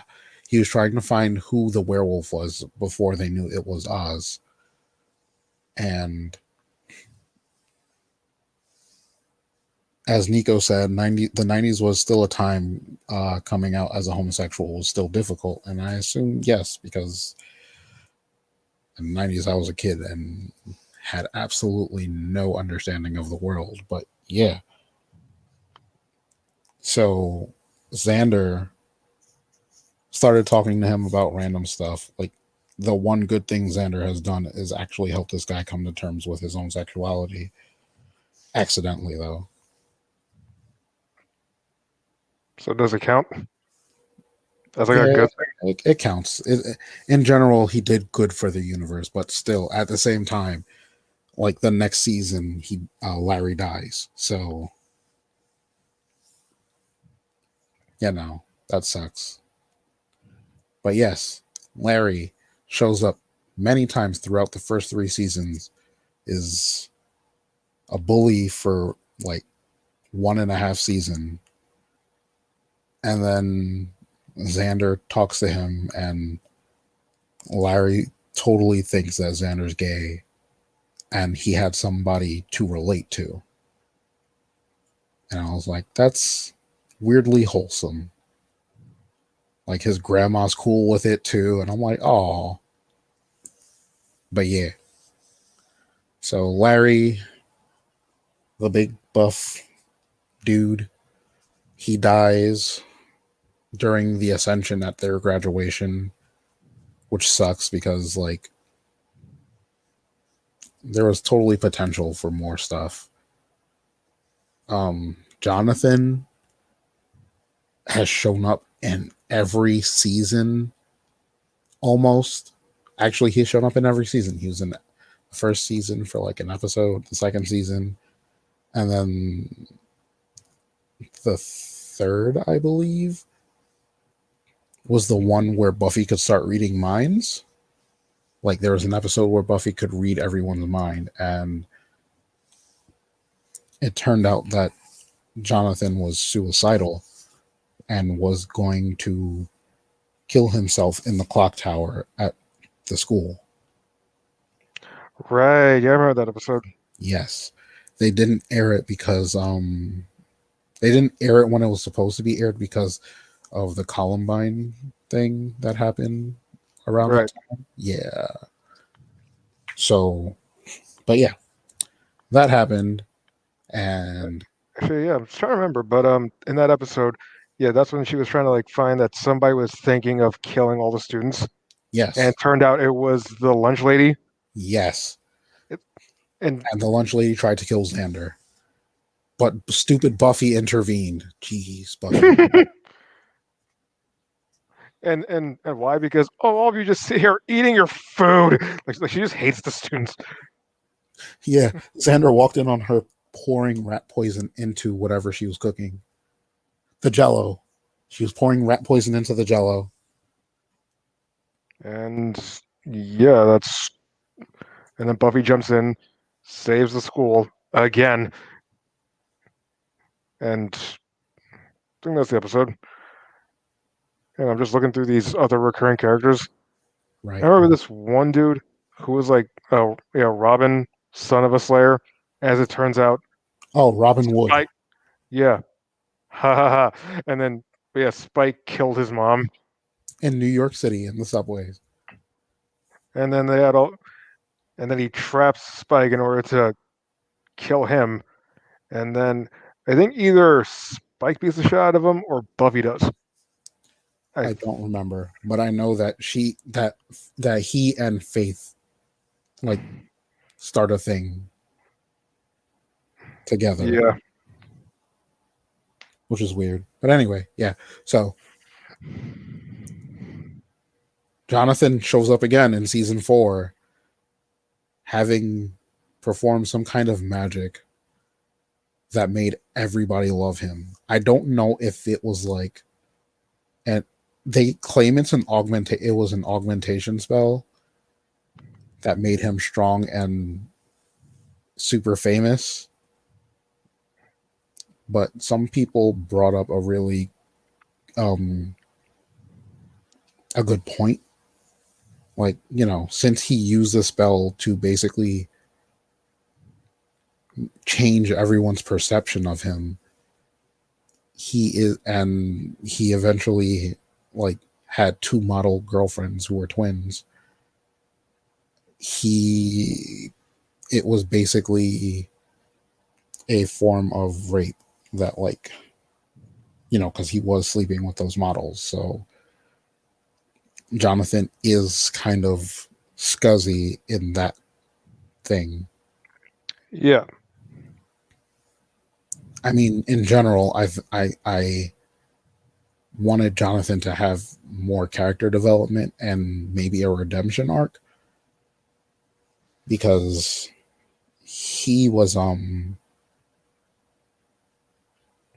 he was probably the best character of the trio, like the one who was more good than the other two.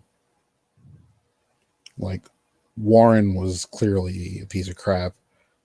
Andrew was an annoying coward who basically idolized Warren. But yeah. Season 5, I don't really remember what happened with Jonathan, but I don't care. Uh, Season 6, he shows up with Warren and Andrew, and they're doing crime because why not?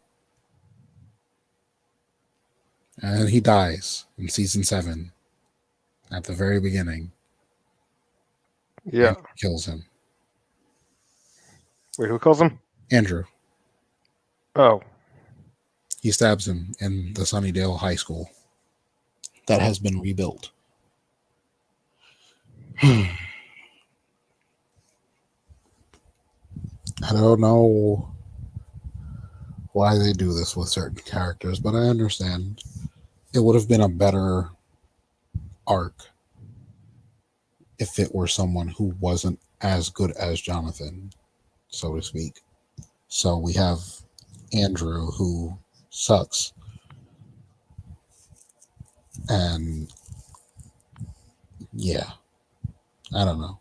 Also, Anya dies in season 7, like the last episode. I felt that yeah, was necessary. yeah. Like, she wasn't terrible. She was a vengeance demon for a while, but it seemed like she changed for the better.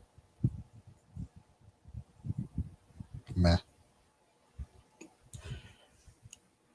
Is there anything else about Buffy or your hatred of Xander that you want to speak of? Yeah, I'm looking through Andrew's page because it looks like he becomes a Watcher in Angel's fifth season. It's like apparently after killing Jonathan, he turns good. Yeah.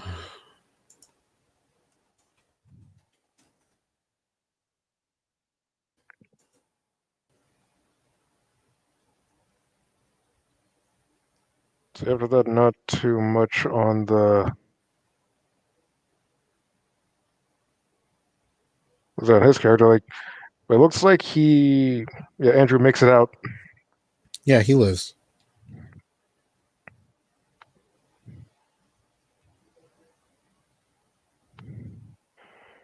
Okay, no. I don't care about Andrew. He sucks.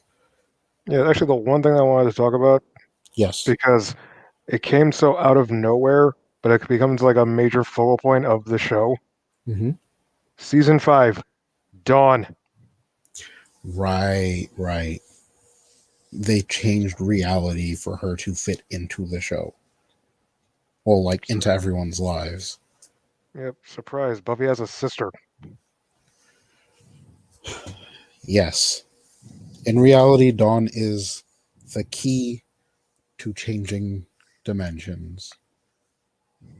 And her blood would open portals to different dimensions, which is why the mad god Glory sought Dawn out.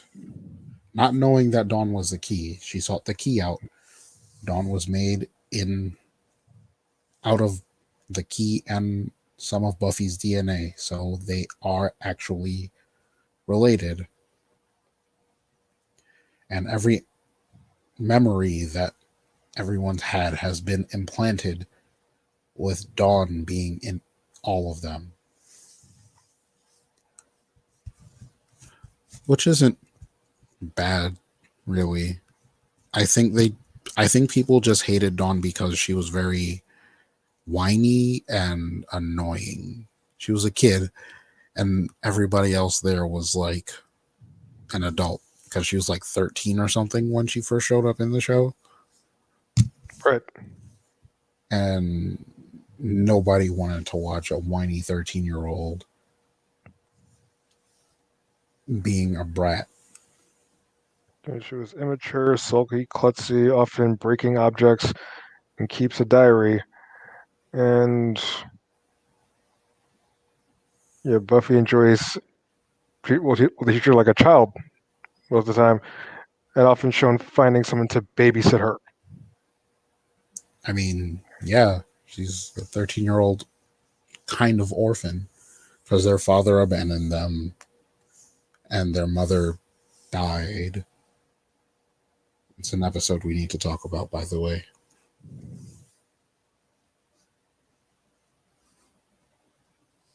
Um, so I don't hate Dawn,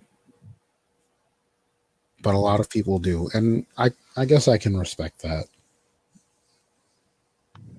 But she acts like most 13-year-olds, so don't be mad at a 13-year-old for being a 13-year-old.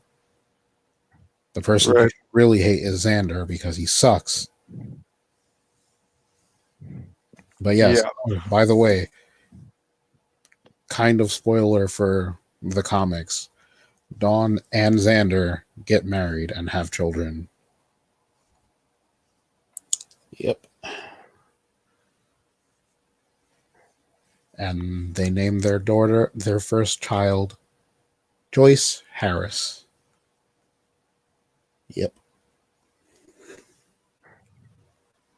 Sure. So, Whatever. yep, Fuck it. yep. There's actually a really good arc in the season 12 comic. Because yes, they name them season this, season that. Yeah. Um, so a Slayer from the future shows up, like a Slayer from the 23rd century. It's interesting. The Slayer also has a twin brother who's a vampire. He wasn't born a vampire, he was sired. But the interesting thing is that because he was born a twin to a potential Slayer, um, he gets, how a lot of Slayers have memories of the past Slayers. He got Right. the memories of the past Slayers' lives and stuff, and she just got like the powers. So he was like a Slayer adjacent person. Eventually, he got caught by a vampire and was killed, but he also had the knowledge of how to become a vampire or how vampires are generally sired. So he managed to sire himself from the vampire who killed him. And he actually became that vampire's master and the master of all vampires in New York because that they were in future New York. And they go back in time and he manages to steal every Slayer's power and try to take over the world and try to change the future to be more in his image. But he absorbs too much power and dies, and they stake him, and he apologizes to his sister, and they reconcile, and he dies. I like it because, time shenanigans. And also the whole twin thing, because there has to have been like a twin who was a Slayer and also gets the memories of past Slayers or something. So it's a nice thing to see. Anyway, I'm done talking about the comic. What would you like to talk about, friend? Um. Let me see.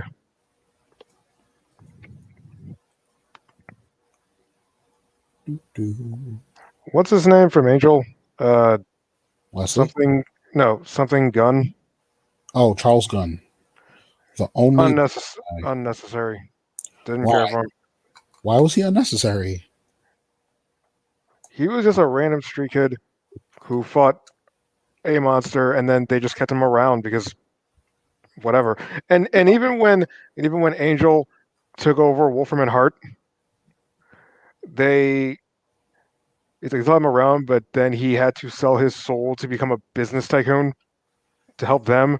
But he ended up selling his soul to this weird, like a pet. Well, as Spike describes it, it's the suburbs, which is basically hell. And he then meets his fake wife, goes into the basement, gets killed by some random slasher person, only to then come back to life, be given the light bulb that he was looking for in the first place, go upstairs and forget all of it. Hmm. Because that's something that happens. Okay. So I'm gonna explain some stuff. One, Charles Gunn didn't just randomly fight a monster. He was a street urchin, but he was the leader of a group of street urchins who were apparently at war with vampires. Apparently, a bunch of orphan children who lived on the streets of LA were being harassed by vampires, and they all grouped together to fight them. Sometime, well, they're pretty disorganized, but they still got the job done. Then his sister was turned into a vampire, and he wanted, and he, of course, hating vampires before this, just pretty much wanted to go on a rampage, and Angel kind of like took him in because he can actually fight. And he knows the streets of LA better than Cordelia or Wesley. So he wasn't a bad addition to the team. He just, you know, I feel like he may not have fit in because he was a street kid and everybody else was how do I say this? Very proper. Like Angel's like an Irish vampire from like the 1600s or whatever, 1700s or 1800s, I don't remember. And Wesley is a proper English gentleman, while Cordelia is a former rich girl from the suburbs of Sunnydale. And Gunn is a black kid from the streets. So yeah. Also, if you work for Wolfram and Hart, if you die, they can bring you back to life because there's like a no death clause in their contracts, which is stupid. Right, right. Yeah, it's stupid, but it's a thing. Like they say, work is murder. Ha ha ha. No, because they actually figured it out after a while. Like, wait a minute. The symbol of this group is the wolf, the ram, and the heart. Oh, wolf, ram, and heart. Yep. Durr. And shit, I'm trying to remember if it was somebody else. It was like around the end of the show. But there was some dude in a suit who completely outclassed Angel. Like, I can't remember who he was, but he was just bodying everybody. And he was just a dick about it. Hmm. And then he was like, "You fool! The power of Wolfram and Heart flows in my veins." And then Angel, big brain move, bites this dude and sucks his blood. And Angel is just supercharged to the point where it's like, "Holy shit, you are full of it!" And he just beats the shit out of him and kills him. And again, this was the time where like him and his son, who fuck died, came back, and then came back with no memories, but still showed up around the end to help Angel fight this guy. Yep. They had their moment, and then this kid went off to like not be in this shit anymore because He went off to be in Mad Men. I guess. Yep. He was a character in Mad Men. Still hate him. Doesn't matter. I feel like a lot of people hate the teenage characters, but there's a lot of reason that I don't like Connor, and part of it is the whole Cordelia thing. That's Yeah, really gross. yeah, because he got obsessed with Cordelia after they banged, but she wasn't Cordelia. No. Still. Ew. Ah, Yeah. gross. See, this actually is weirdly enough something connected to that movie that came out recently, Wonder Woman 84. Okay. Yeah, that. Wait, did you see it? Nope. You can tell me about it. Well, maybe we shouldn't talk about it in case people who are watching. Oh no, no, they really shouldn't watch this movie. It's it's not good. They might still want to watch it though. Okay, if anybody has an issue with me talking about Wonder Woman 84, let me know. I mean, they might not be chatting. There's some lurkers abound. I'm seeing Nicolia mentioning that in nice Trinidad, if you came out homosexual, you would get beat. Yeah, that was pretty much most places though. Oh yeah, there was like a protest about Tara getting killed.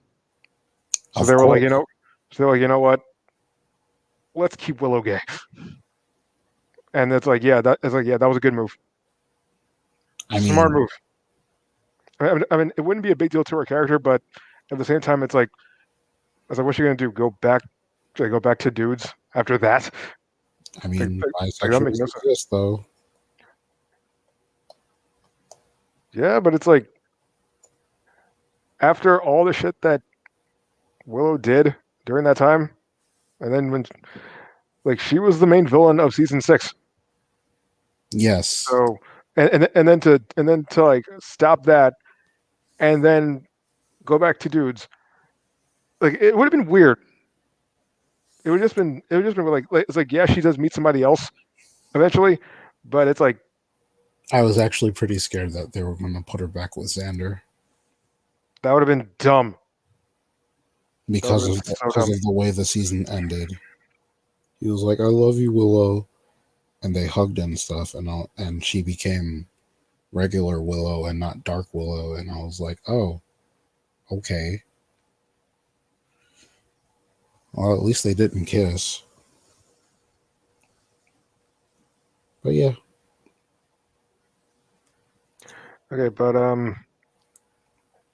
oh, I guess that's one good thing Xander's done. He saved the world. by not being a dick for once. Yeah.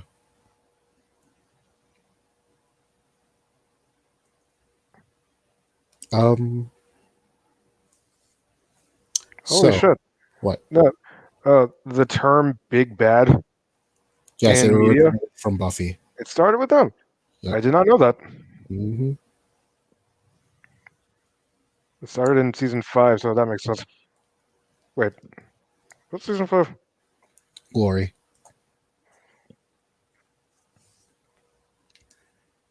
Yeah, she punched through concrete Yep. in a pink dress. It was weird, at least for me, because I was like, because I don't know. I think I missed an episode, so I wasn't sure what her deal was.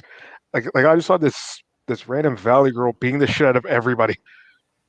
Oh, she was also Glory's actress was one of the cheerleaders in Bring It Bring On. it on, yeah. Yeah.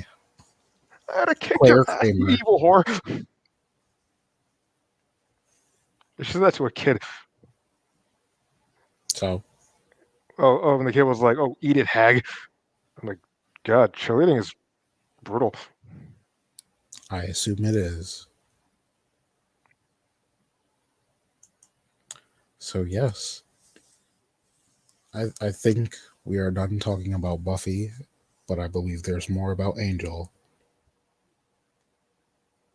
Yeah, because he ends up he ends up opening a kind of detective agency, but there's also this rival group, Wolfram and Hart, which is like, A law firm run by yeah, demons. yeah. But eventually they take it over, and it's like, oh, should I have like meetings and stuff? And oh, there was one time, and this was right after Gunn Hmm. actually becomes like business Gunn. Like it's like some monster shows up, Angel beats the shit out of it and kills it right in the lobby.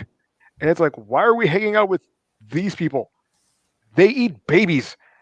And Charles comes out like, oh, actually, don't worry. They're actually meeting with us to like curb off the baby eating and killing their strongest. Who that was is actually a sign of strength for them. So yeah, good move. And you're like, okay. And let's see, Charles works there, Cordelia works there, I think, and this green guy. Lorne? Yes. Lorne doesn't really work for Angel Investigations. No. In Wolfram and Hart, Oh, he works yes, for he them. does. Yeah. That's the season that I actually did not watch. So Trying to remember exactly what else happened, but right around the tail end, shit goes down, and everybody has their moment. And oh wait, Wesley starts dating this girl. Fred, Yes, but then she dies, and and then then he it's takes over her body or possesses her body. and this is when Wesley isn't like a proper Brit anymore. No, like he's actually really cool. it's like this shit is dark. Like this sucks for him. This is pretty much at the point after Angel tried to kill him. Yeah,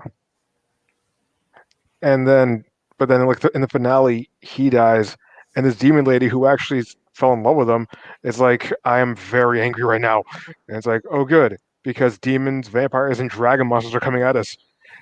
All right then, swipe, and that's the end of the series. Yep. I mean, it continues in the comics where Gunn becomes a vampire and a whole bunch of stuff happens, and they basically kill Angel. And Wolfman Hart is like, "No, you're not supposed to be dead," and they reset everything to before they put LA in hell. That is the very condensed version of it, and I'm not going into it because it's very stupid to me. Yeah, Um, I kind of want to talk about Doyle from season one. He's the guy who had the visions, the half demon, who eventually gave his visions to Cordelia. right. Um, I'm kind of mad at the way his character was killed off. I don't know. I figured he would like be a character for like the whole show, but he just kind of shows up, has premonitions, then has like this huge crush on Cordelia, then he dies after kissing her. And I'm like, wait, what? And surprised, that kiss wasn't like a romantic kiss. It was like, hey, I'm transferring my powers to you. By the way, since you're a human, you actually aren't supposed to have these powers. So you're dying slowly with each vision. So yeah, Doyle was kind of a jerk. Yeah, But I think I liked Angel more on his show than on Buffy. Because at least on his show, he was like not a broody, boring dude obsessed with Buffy. He was a broody action dude obsessed with Buffy. I don't know. wait, Doyle was on Buffy. No, Angel. I liked Angel Oh, on okay. Buffy. On Angel on his own show. God, if Doyle was on Buffy, ew. But yeah, I don't know. Angel to me seemed more my kind of show as an adult than Buffy. Because I don't know. I think I understand Angel more now than I would have as however old I was when it came out. Because I didn't originally watch Angel when it first came out. I think we were in high school or something. Let me No, see. that can't This be right. was no, because episode one was in 1999. Right. So yeah, we were still in grade school. Yeah. Okay, so Angel ended in like 2005, Um,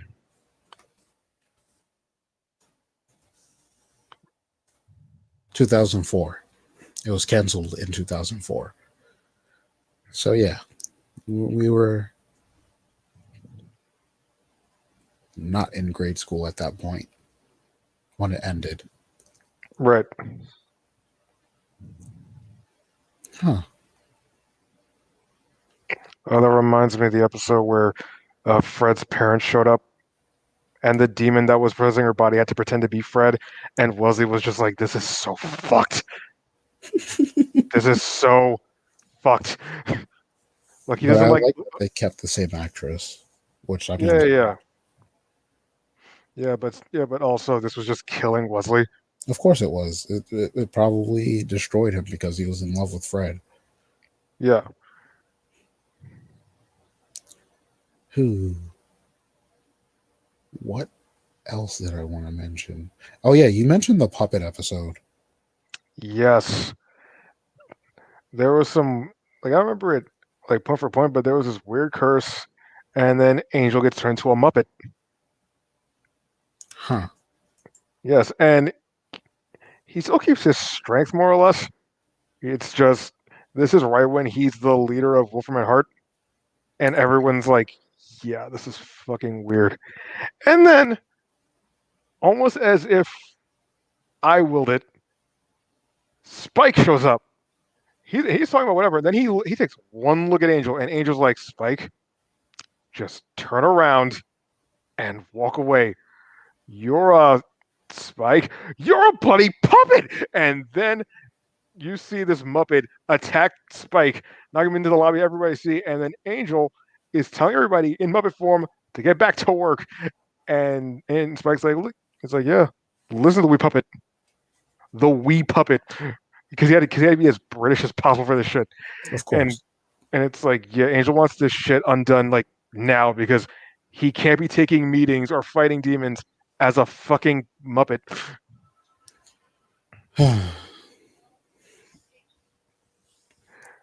It's I, no, it's funny to me because up until that point, you didn't see Spike once, even though by then he was a recurring character. But it's like everybody, including Angel, knew if Spike saw him, you knew he would say shit. And of by then, course. Spike was corporeal, so yes, Angel could punch him. Hmm. To me, it was a funny episode. Of And course. on the episode when they had to help a like this old luchador who fought demons with his luchador friends, and then right around the end of the episode, all of his luchador friends come back to life temporarily to fight demons, and Angel's just standing on the side like, "What the fuck is going on?" Because he's just fighting. Because he's just watching Mexican wrestlers with mariachi music playing, fighting monsters, and he just no idea what the hell's going on anymore. Hmm.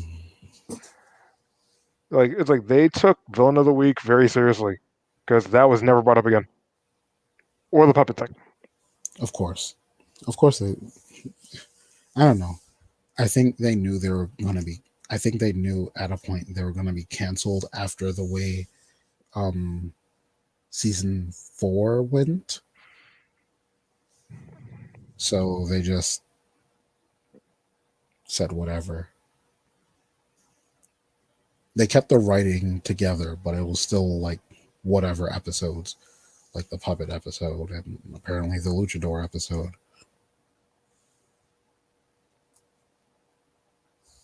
I don't know. Is Let's there see. anything else? Nothing else I want to talk about. Um, okay. Then I guess we'll end it here then. That cool with you? Yeah, that's fine. But wait, what would you want to talk about like for the next episode? Um, Because I have an idea. what's your idea? Um,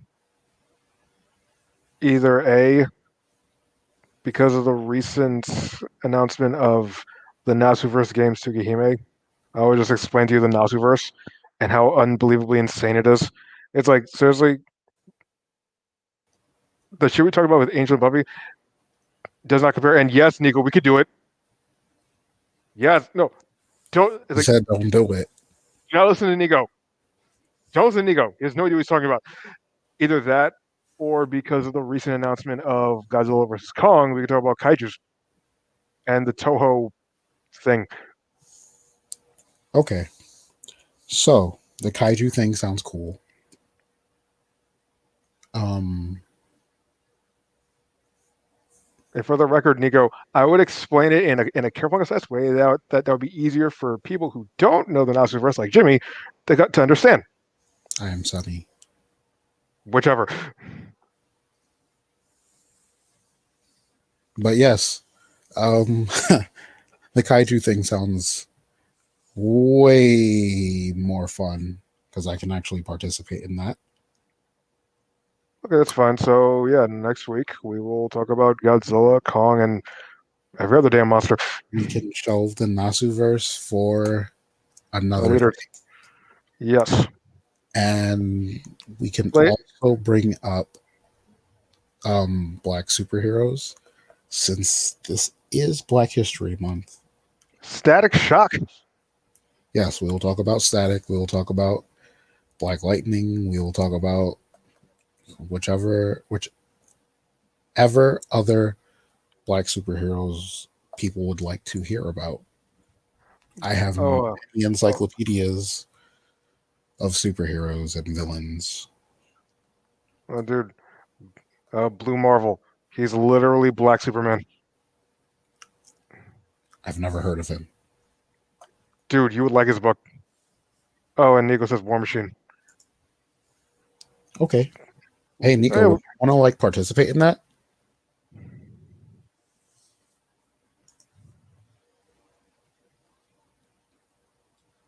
He said he's sure. in. All Cool. right. So we just have to find a time offline to get together Like and discuss that. Oh yeah, yeah, we still haven't done our JoJo stream. let's do it on Jonathan Joestar's birthday. That's in April, I believe. Don't ask me why I know that. I'm a weeb, okay? I was about to say, like, I don't even know his birthday shit. Listen, when you share a birthday with Speedwagon, you got to know Jonathan Joestar's birthday. I'm just that person that's like, oh yeah, King Crimson. I can explain it in a way that that would make that actually makes sense. Not like not many people can do that because King Crimson's so fucking weird. It's not that weird. Yeah, but it's like actually, what? We'll save it for that episode. Yes. We're gonna wrap up here.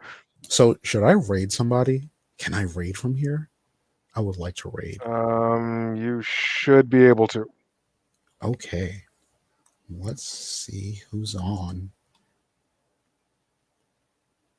Like I think on your end in Twitch, if you do like /raid, you can, or like shit, I'm not sure. I've never raided before. No, because once when I did it, I was gonna do like a host, and then it said, oh, but you can raid. I'm like, oh, I'll just do that because I wasn't thinking at the time, and I was like, oh, I was trying to host while I was streaming. Gotcha. I'm going to raid my friend Brenda, who is currently playing Grand Theft Auto. Cool. So,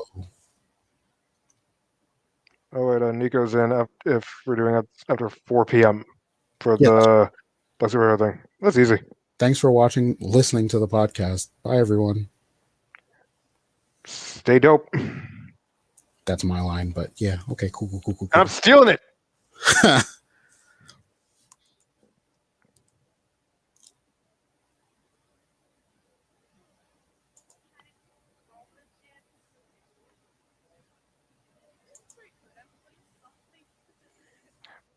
Oh wait, is Brenda someone you actually know in real life? Yes. No, not real life. But like a streamer friend. Yes. Okay. Wait, are we still live? Hit stop on the